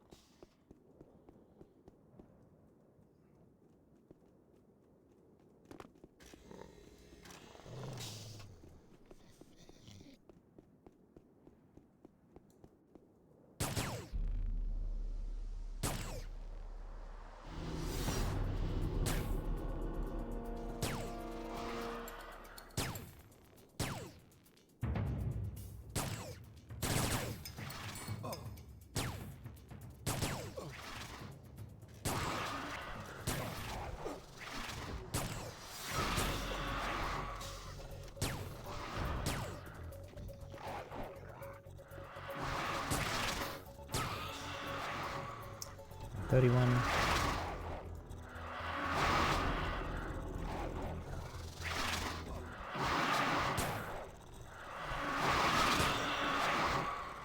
Alright. So now I'll run back up, get the crinkling and swirling aramite.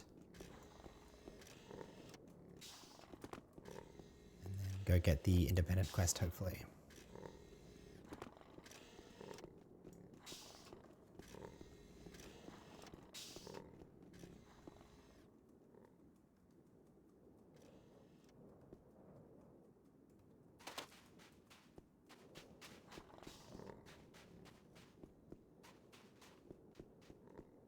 Without aggroing these horrors or the hecklers. For obvious reasons.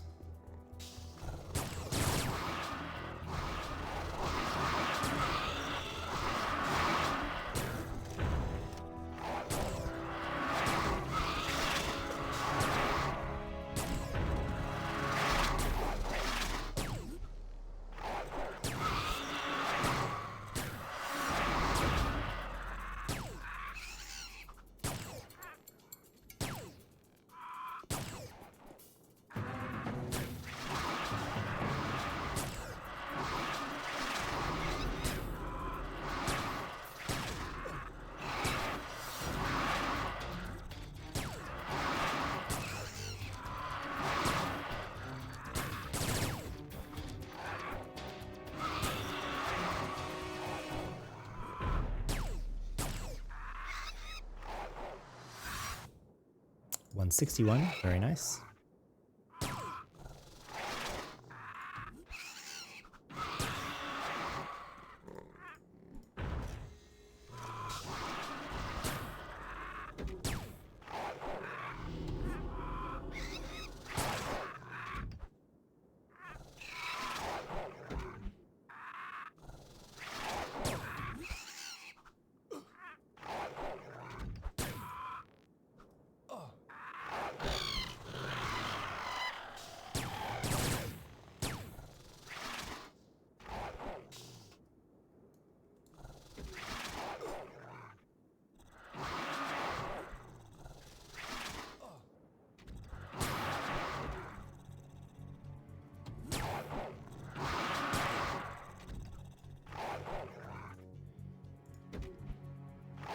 Negative 1104 ranged initiative, I see.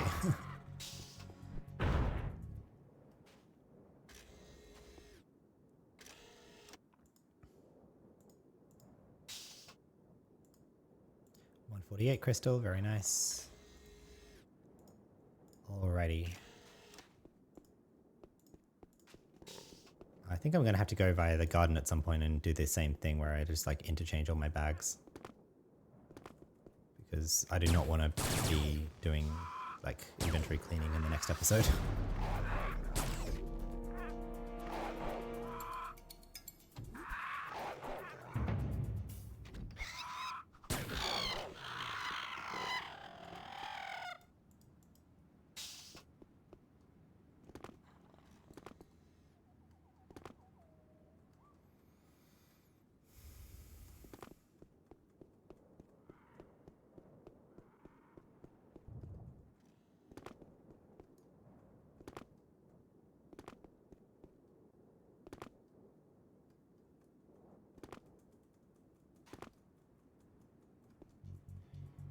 Really?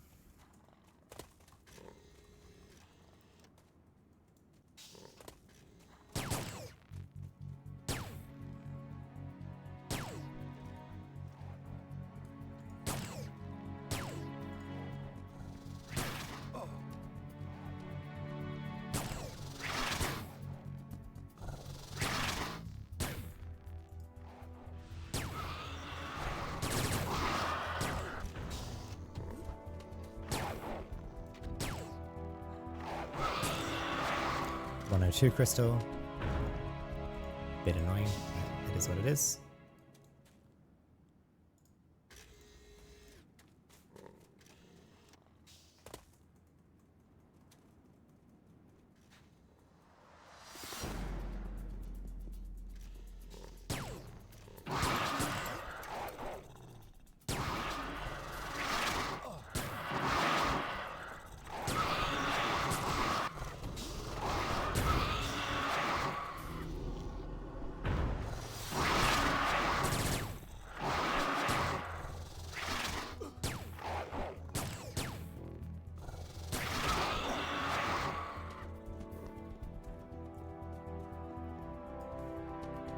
Alright, we're done with that.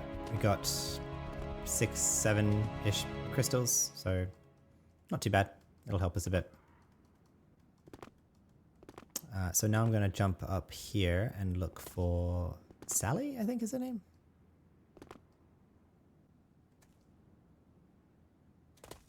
Tessa, maybe?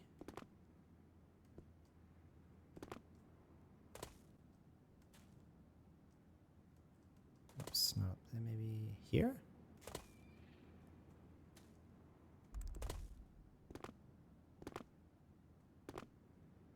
I think I'm going to have to look on the map. Independence. She's up the valley. Okay, I see.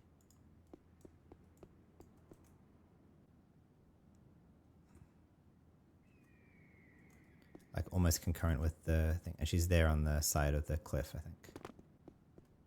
Okay, so not up here, but like down there.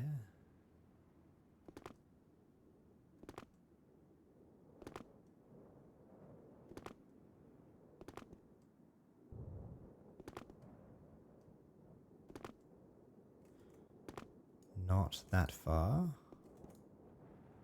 Maybe she is up there on the ledge. No, that's her there. I ran straight past her.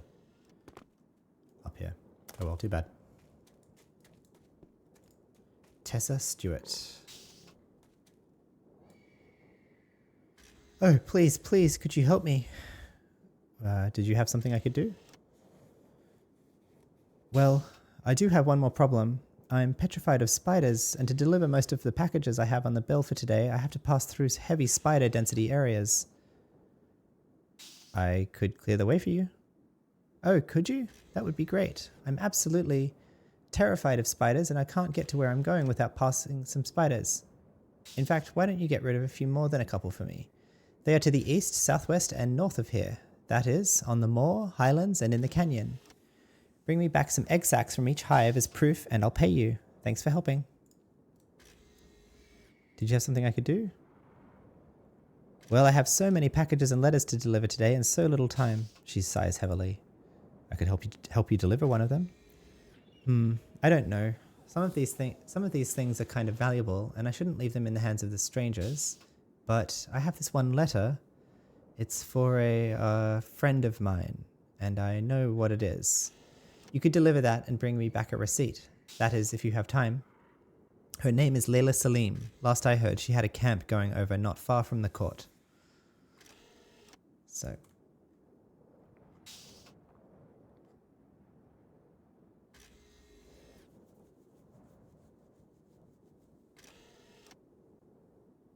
I think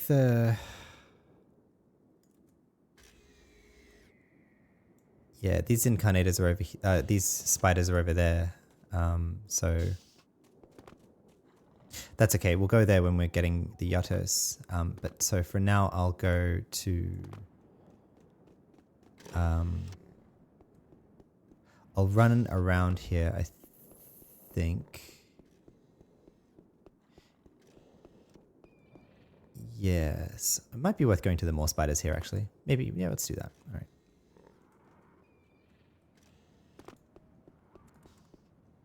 I'm not going to bother about the spider diners anymore because we got the two of them, I think. Although we don't get borer, and these drop borer, don't they? Okay, maybe we will try and kill a few here for sake of picking up the borer patterns. Because I guess we do need them. We haven't casted borer yet, so whatever.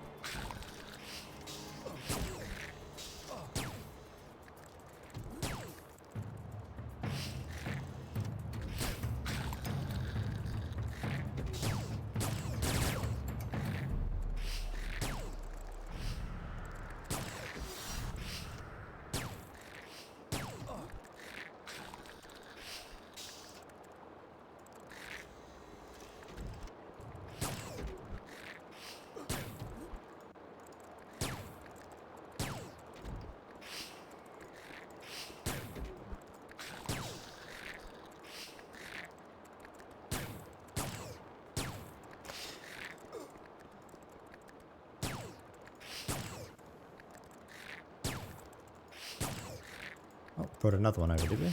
Okay, thanks.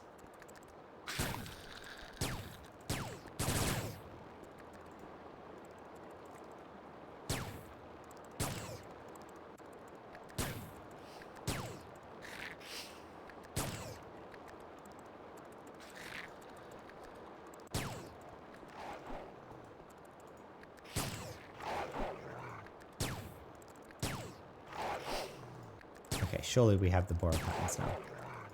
Surely.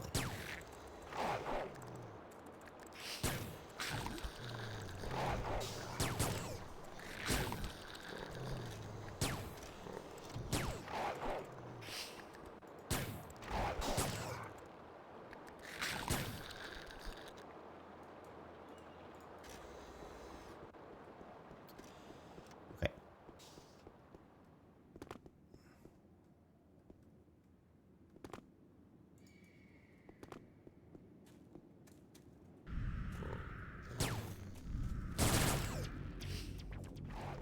So how many do we need? 3. Easy.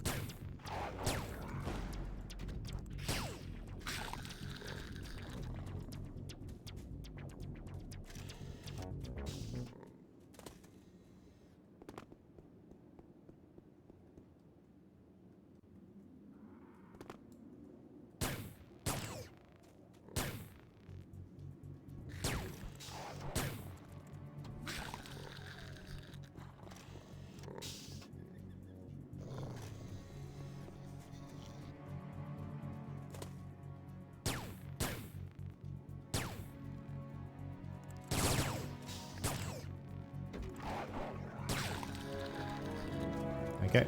Alright.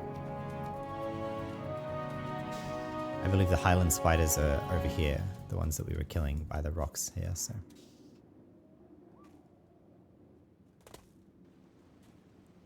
Anyway, so now I will head back to the unredeemed garden, Marple Orchards, stone, and then come out at the Twilight Basin, I think. Although it, I could run up here through Carl Berth, and I have the,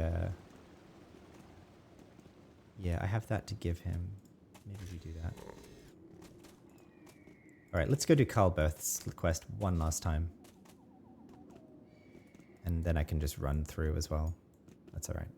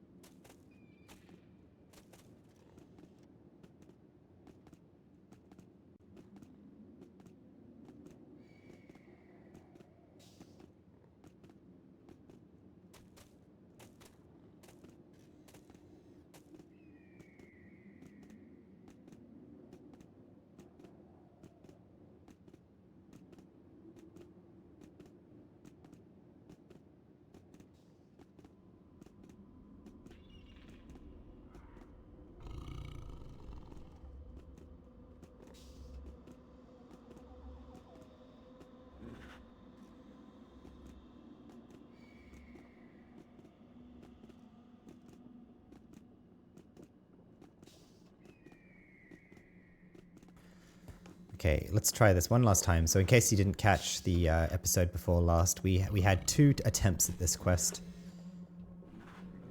And neither of them worked, which aligned with AO Universe saying that this quest doesn't update. However, I did try putting in the amber first, and then the jet, and I tried putting in the jet first and the quest didn't update, but I didn't try jet then amber. So let's try that the whole way. Something black and yellow like a jet and amber, right? So we get that, and we get... Oh, the amber must be QL 100. Oh my god, okay, alright, fine. We will keep an eye out for a QL 100 amber then. Alright.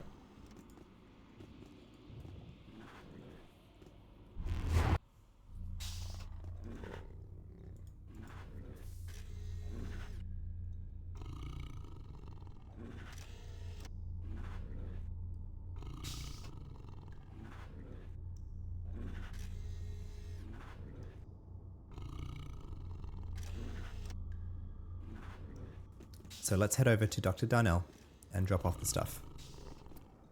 And see how far we can get by talking to her.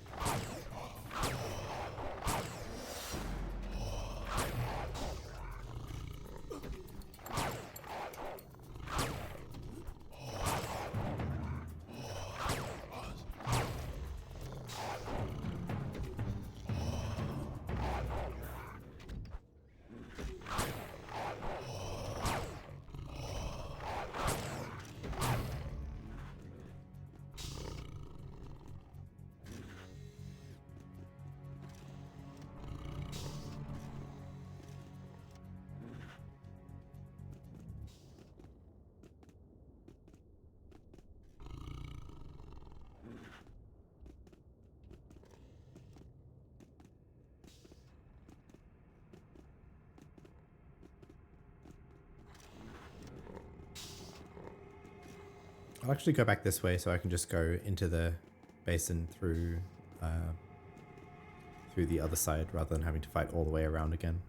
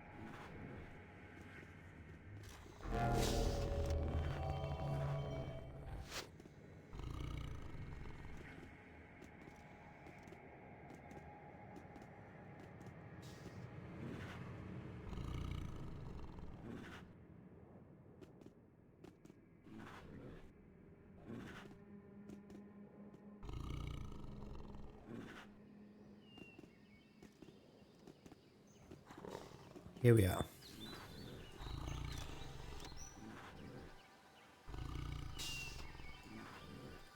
Welcome back. How are you doing? Dr. Hestia told me to bring you this burial stone.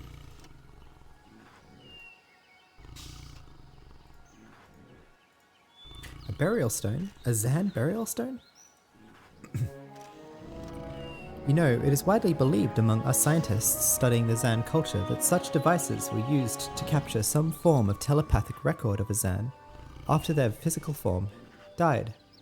This one seems to be broken though. Maybe they are haunting these lands now? Now that would be something. Can you tell me about their religion? Well, their religion was a form of polytheistic belief, which means that they believed in multiple gods. They were devoted to the idea that the gods formed pairs, and you will always find a pair of two gods opposing each other anywhere you go in the Shadowlands.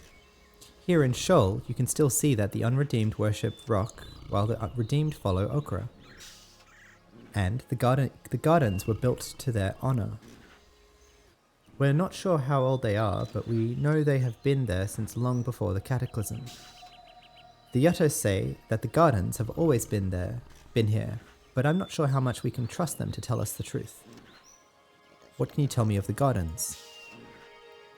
You might have seen the gardens we have here in the Shadowlands, where the followers worship their gods. Each follower can access these gardens as the insignias are found all over these lands, but we believe that before the Cataclysm, these gardens were areas that only holy people would go to, that the insignias were special keys you needed in order to enter. I am quite sure that these old insignias can be found if you only look in the right places. If only you look in the right places. Do you want me to find an old insignia for you?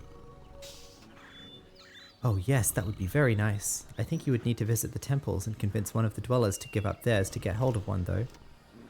But you seem to be able to take on whatever challenges you face, so it shouldn't be a problem for you. Well, in fact, it just so happens, Dr. Hestia, that we have one here ready to give to you. Welcome back, how are you doing? I have an ancient insignia for you. You found one? Good. I know getting hold of this was not a peaceful mission, and I assure you the next one will be much better. I simply want you to learn more about the beautiful gardens we have here in Sheol. You may look at the ochre statue, but use this insignia on Roke's statue to visit the Garden of Roke. See if you can learn something about the gardens, and return to me if you still have a thirst for knowledge. Okay, so now we go learn about the gardens. We find the ochre statue first, and then we find the Roke statue. Then we talk to Operator Botar Roke, and then return to social anthropologist Dr. Darnell.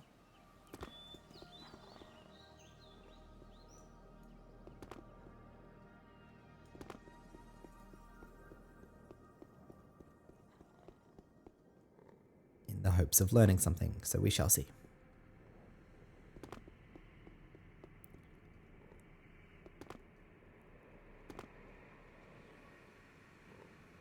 So we'll run up to the ochre statue first, find it.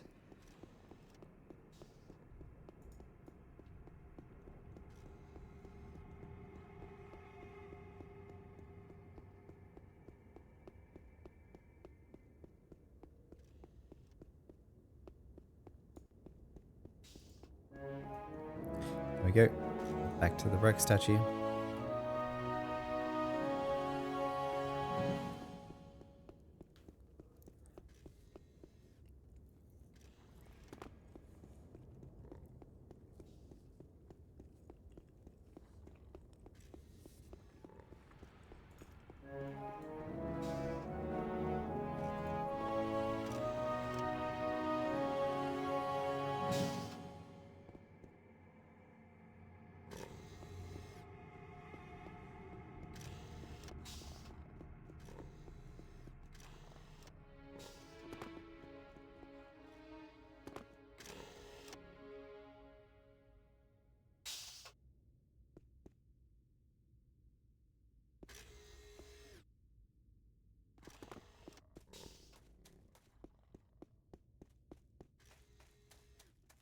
It seems that operator Botar Rook is all the way over here.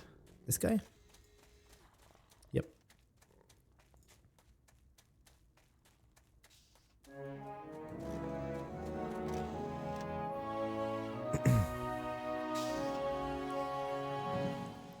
What can you tell me of this garden? This place was made in honor of the great Rook.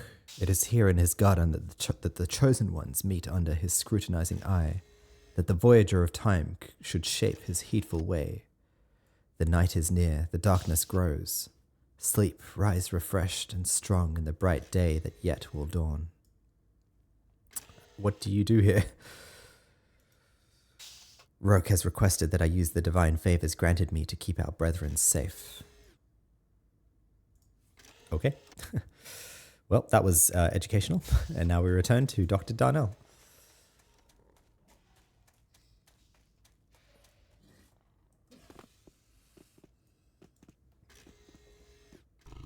Can we jump over that? Nope, still a bit too high.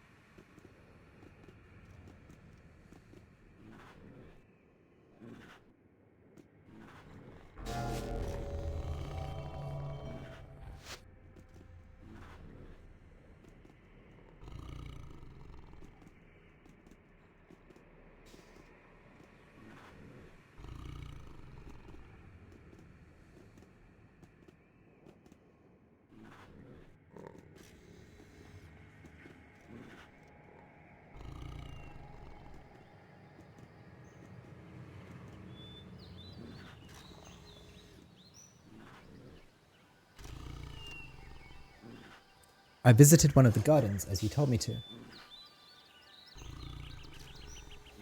You did? Good. I hope you learned something then. I don't think they like that I'm digging up stuff from the past. At least they didn't want to share any of their knowledge with me. It's a common problem for us researchers that when the locals refuse to give us access to their knowledge, we will spend a lot of resources getting hold of information by other means. Take their rituals, for example. They openly refuse to say or show us anything. But the Yottos say they are positive that some of the old rituals of the Zan are still practiced. I would like to know more about the rituals. Our research so far suggests they don't have many different rituals, and we believe that most of their rituals were of religious character. We've also found jewelry like the bracer of the First Pact that seems to have had the same function as the wedding rings back in the Holocene epoch. I've discussed this with one who is the same. She showed me the packed adornments. Actually, the Yatos claim that the Zan did have more rituals, but between you and me, I think they make a lot of it up to sound more interesting. They don't have any actual proof of this, and as I said, our extensive search has not given much support to this theory. Anything I can do to help? Which is kind of an unconnected question, but anyway. Dr. Hestia told me that they'd found some artifacts that might have been used in rituals, and she was going to look into it for me. But then they found the cave paintings, and now her team has no time to go back and have a proper look in the area. But perhaps you can go and find out for me. Can you? Of course I can. That's very sweet of you. Dr. Hestia will give you the details regarding where to find the artifact. Okay, so we've got to head back to Dr. Hestia.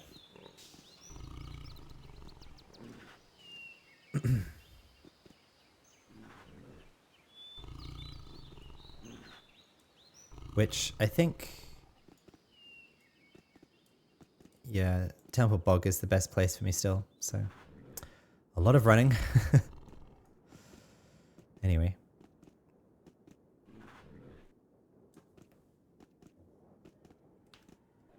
Whoops, don't fall off here. Oh no, we're not going to fall off, that's okay.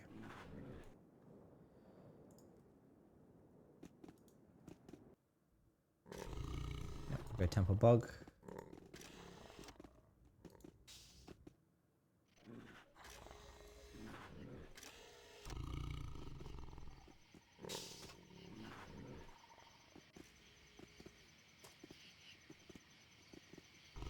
Elotion says, I don't understand why NGs get 2 miniatures nanos from the shell quest. Yeah, it's I feel like the engineers get one of the most shafted from this quest series compared to the other rewards that other professions get, but alas.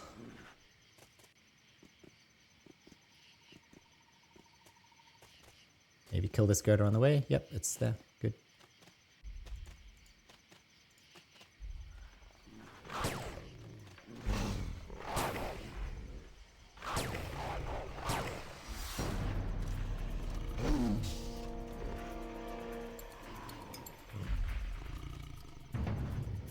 Since I already have Dom Pattern of Gunk, don't mind if I do. Since I already have the lesser miniaturization nano from the scientist quest line, apparently the main reason to be finishing this off for me is kind of closure and just knowing that it's done. Like, and secondly, at the end of it, you get a QL 150 Ring of Computing, which will be my best intelligent psychic ring to buff. So it will have 2 rings of computing, which will be handy, I think, to have.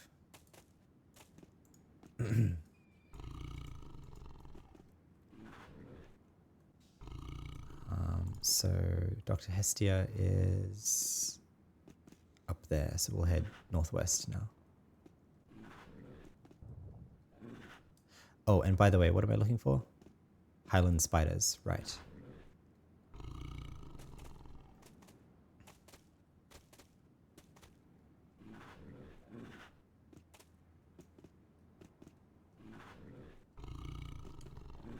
And then the canyon spiders, so.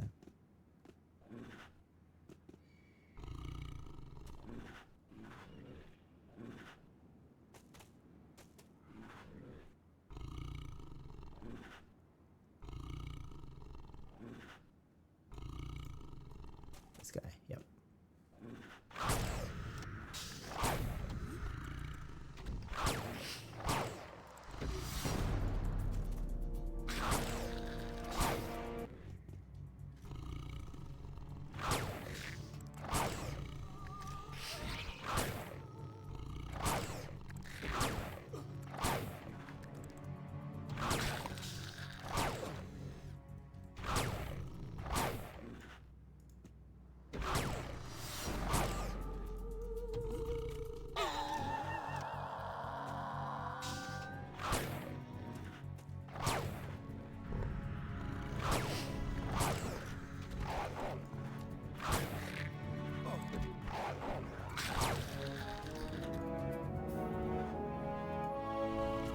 Go. second spider sack.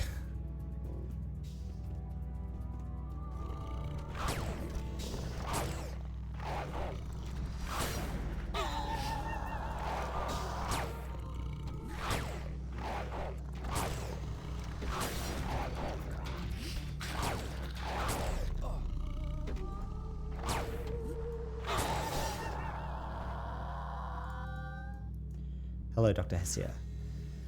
Dr. Darnell told me to ask you about some ritual artifact you'd found. Yes, that's right. We found an artifact that we first believed was the Yotos staff. But the Yotos we talked to would not confirm this, and one even said that he believed it was an old Zan artifact. I can tell you where to find it if you're interested. I would have to show you the location, but I'm terribly busy these days with the cave and all. It's all very exciting. There are mostly anthropomorphic depictions where people are represented in motion, although I have to admit their interpretation is rather difficult, so I think we might have to call for some experts. Please give me the location details and I'll find the artifact. Good, I've made some notes for you with the information that I have. It should be possible to upload the information to your map too.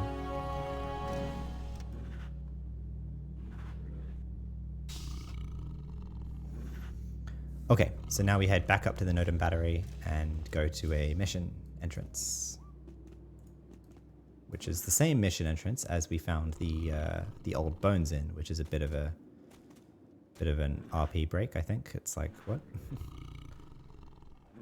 It's a bit of a coincidence. It's some magical cave or, dungeon that you're sending us to. Anyway.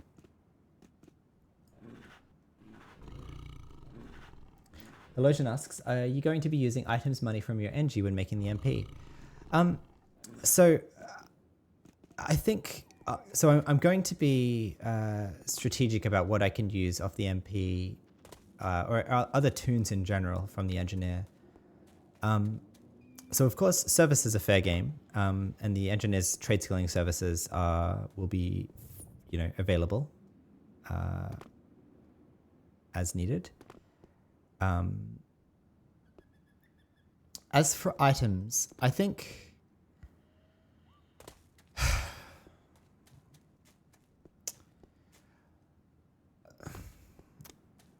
I haven't yet fully decided. I think I would like to retain the same aspect that I've managed to achieve with Lesk, which is to say that Lesk is for the most part self-supported, and I'd like to have the same setup with other characters as well, so that people could watch that playthrough and be like, okay, this is how I could play a, XYZ profession character from scratch.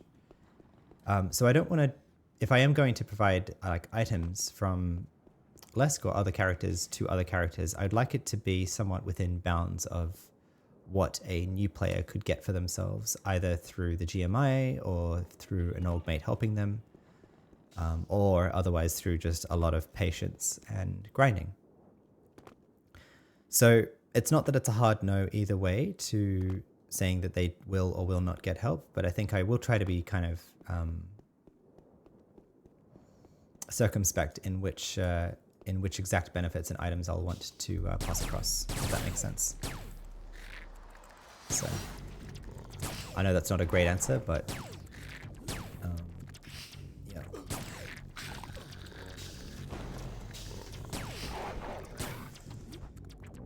So things like symbionts, I think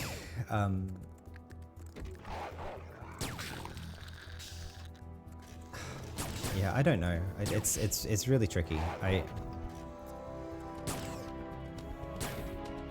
Because on the one hand, it's like you could argue like, well, symbionts of any quality level, like it's just a matter of how much you want to spend, and so then the question is like, okay, well, if you want to spend like, several billion credits buying symbionts for your character, then have at it, you'll be fine.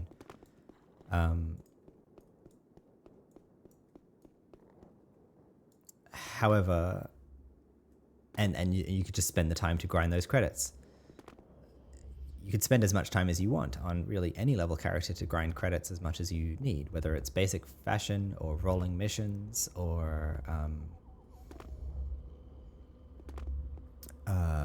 spec books or exarch robes, right? Like anything like that. Like you could just do it enough until you have enough credits. So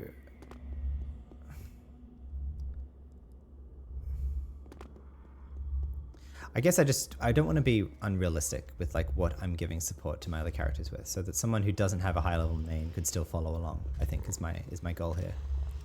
So if that makes sense.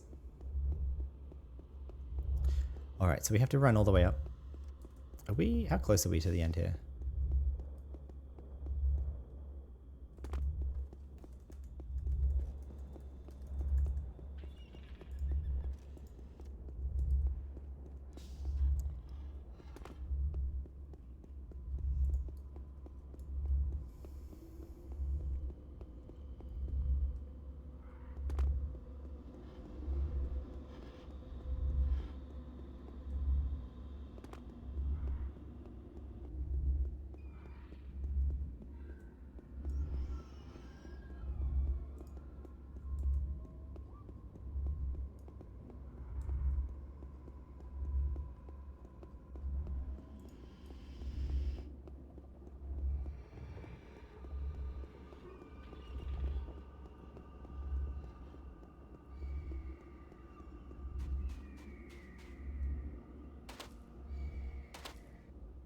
There. No, not there. The other side, I think. Yeah. I'm just going to run into the mission.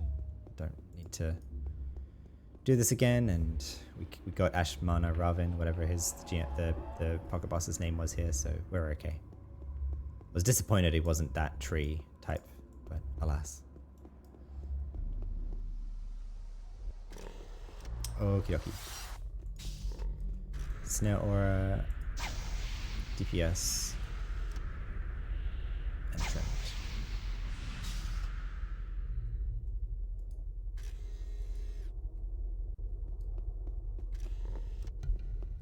Oops.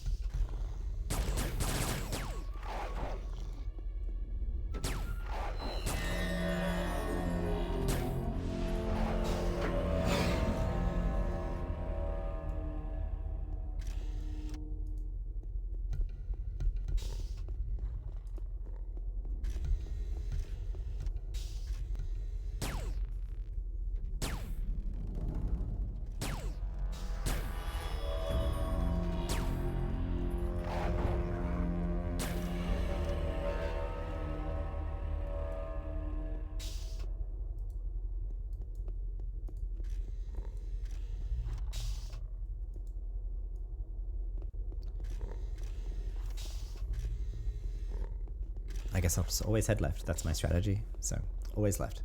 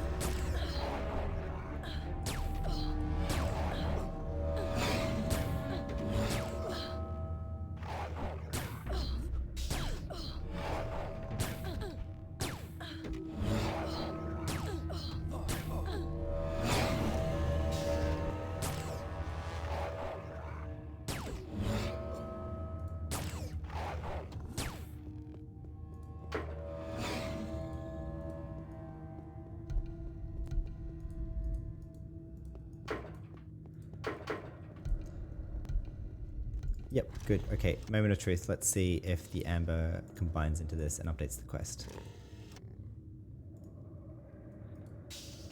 Nope. Nope, it did not. So indeed, the quest seems to be broken.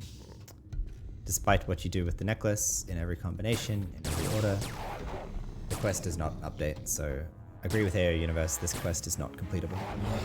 So I'll delete it, and I'll delete that item as well. Too bad. We tried.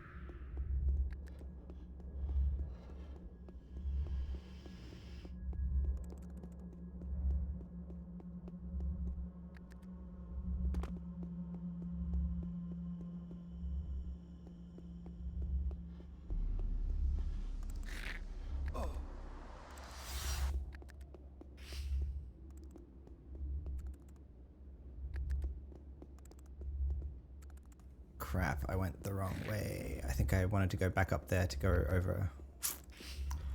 Let's do that. My bad.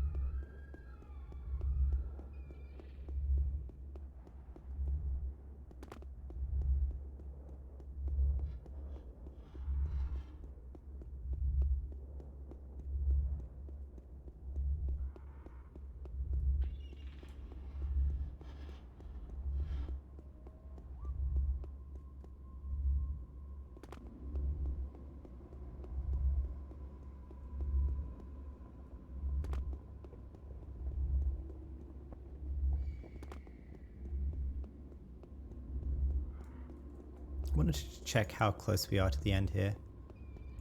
So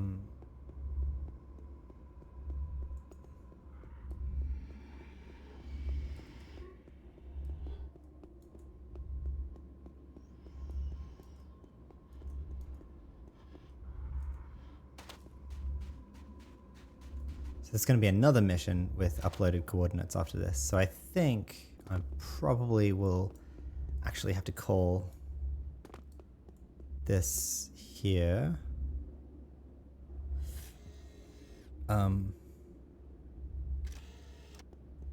Yeah, I guess we can go this way, but I wanted to try to see if there's a path through there, like actually, because it seems like there might be, according to the map at least. Perhaps not here, but through there, yeah. So let's see if that works. It's like here to there.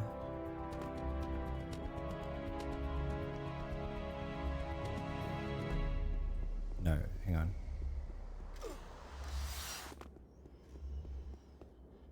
Through there, right? Or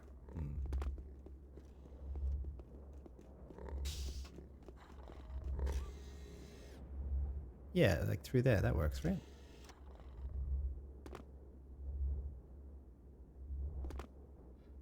Yeah, I think so.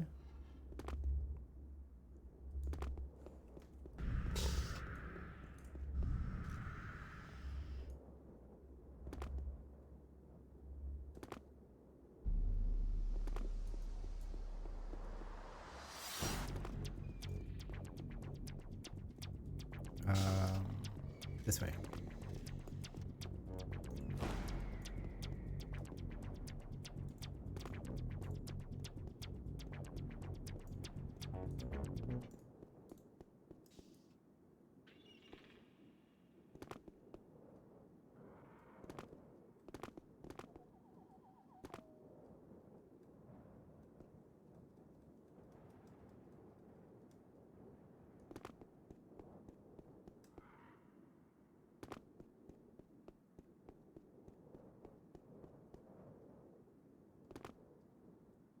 Alright, we can go talk to Tessa Stewart and get our XP boost. The spiders are gone.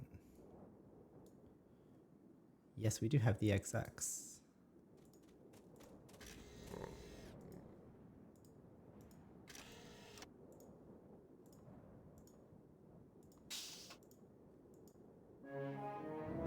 $50,000 credits and 50,000 XP.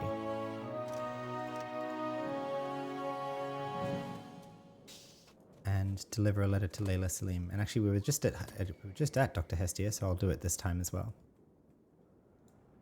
We can actually get in the car here.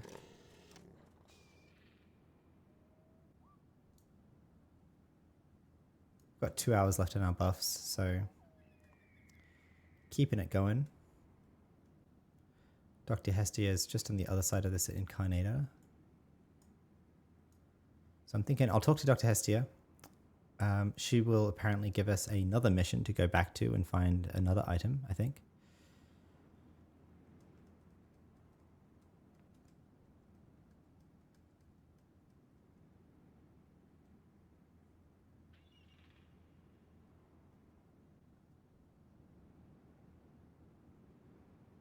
And then I'll also be able to hand in this last independent quest for, you know, a small little boost in credits and XP again. It's on this side of the mountain.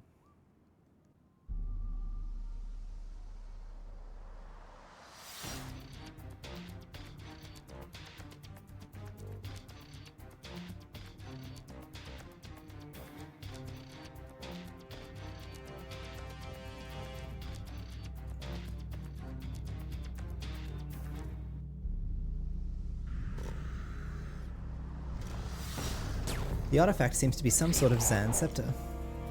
A Zan scepter, you say? Are you sure it really is a Zan artifact? Let me have a look. A scepter.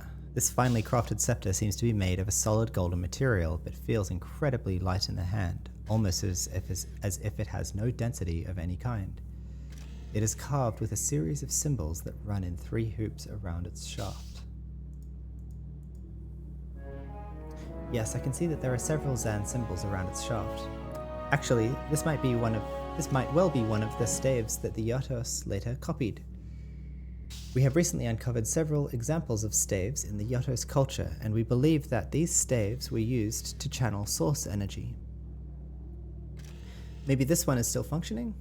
From what we've learned of the ritual, the Yatos, and probably the Zan earlier on, would gather around a sacred stone and summon beautiful creatures made of pure notum. Some of these would be guardians, set to protect their tribe. We're not sure if they actually saw any creatures or if it might have been some sort of hallucination. But we know this was supposedly a protective ritual. So you think I could make it work? Stranger things have been known to happen here in the Shadowlands. If this one is still functioning, you would need to find the correct device to use it with. Some sort of altar, I would guess.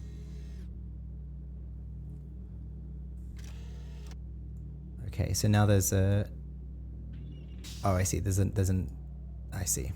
Okay, so there's an altar we have to go through there up in Halls of Shoal. In which case... go down here and we'll talk to Layla Samin, whatever her name is. And then we'll head over to the Temple Bog.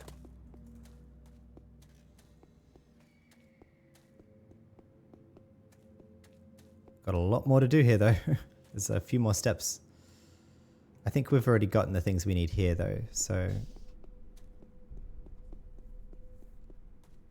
But more running around to different people. Anyway. Layla Salim.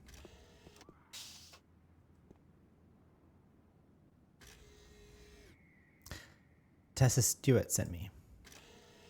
She squints at you and then looks a bit more upset than before. She did she? Well, you can tell that twit that I'm not interested in hearing what she has to say. But I have a letter for you. Is that so? Let me see it then.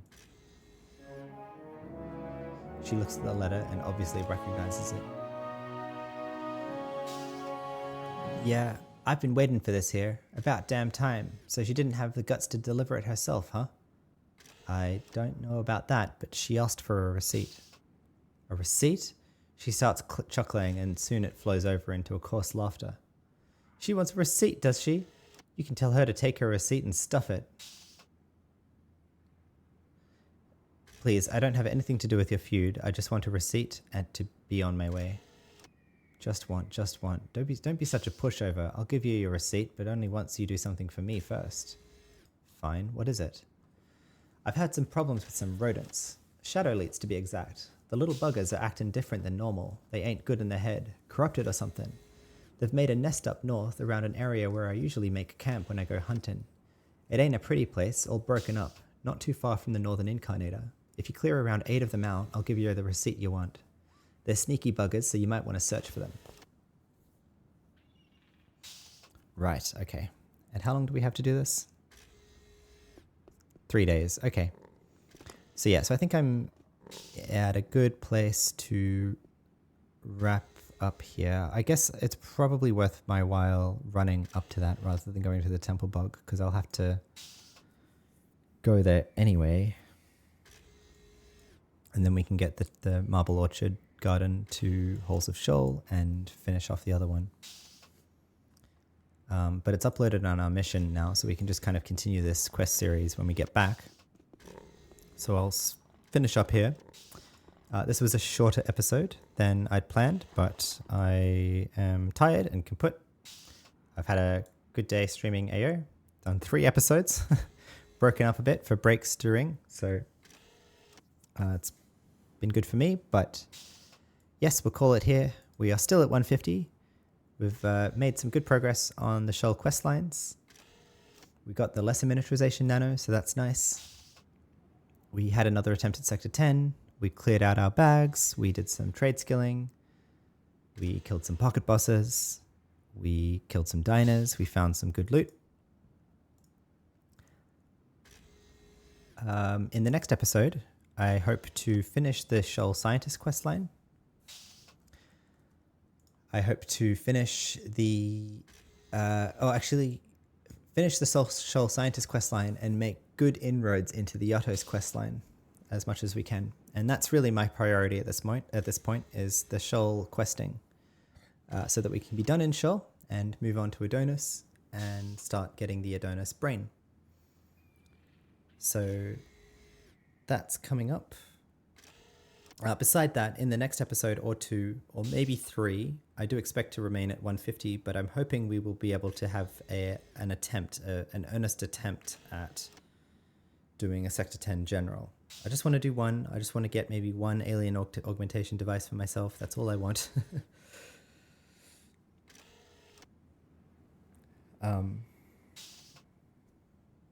And as soon as we do that, I think I'd be happy to unlock from 150 and progress onwards, and then lock at 154 again as well. So hope to see you there. More Shoal questing, maybe Sector 10 in the near future. Helosian says, the fact that you're locking XP while doing this quest is painful. It would have given you like 10 levels at least. Well, actually, at this level, this quest seems to be giving 300 each. I can't show it now, but the daily mission XP rewards from this quest is the same as the daily mission rewards, which is about 300,000 XP. So it's not a full level. It's just a set amount of XP. That is a good chunk.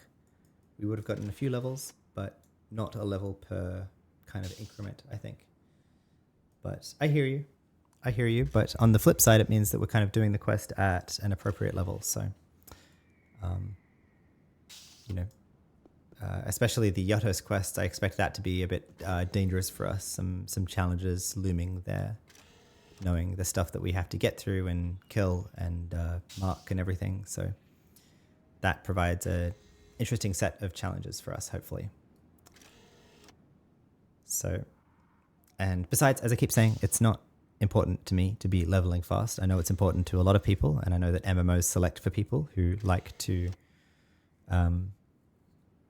focus on being better than others, but that's not what I get out of it, really. I don't care about being better than others by having higher numbers, so it's not really a priority for me to level quickly. In fact, it's often an anti-priority. I don't want to level too quickly such that I lose, I over-level the content, and then it makes the content that I've over-leveled feel that much more of a grind, I feel like.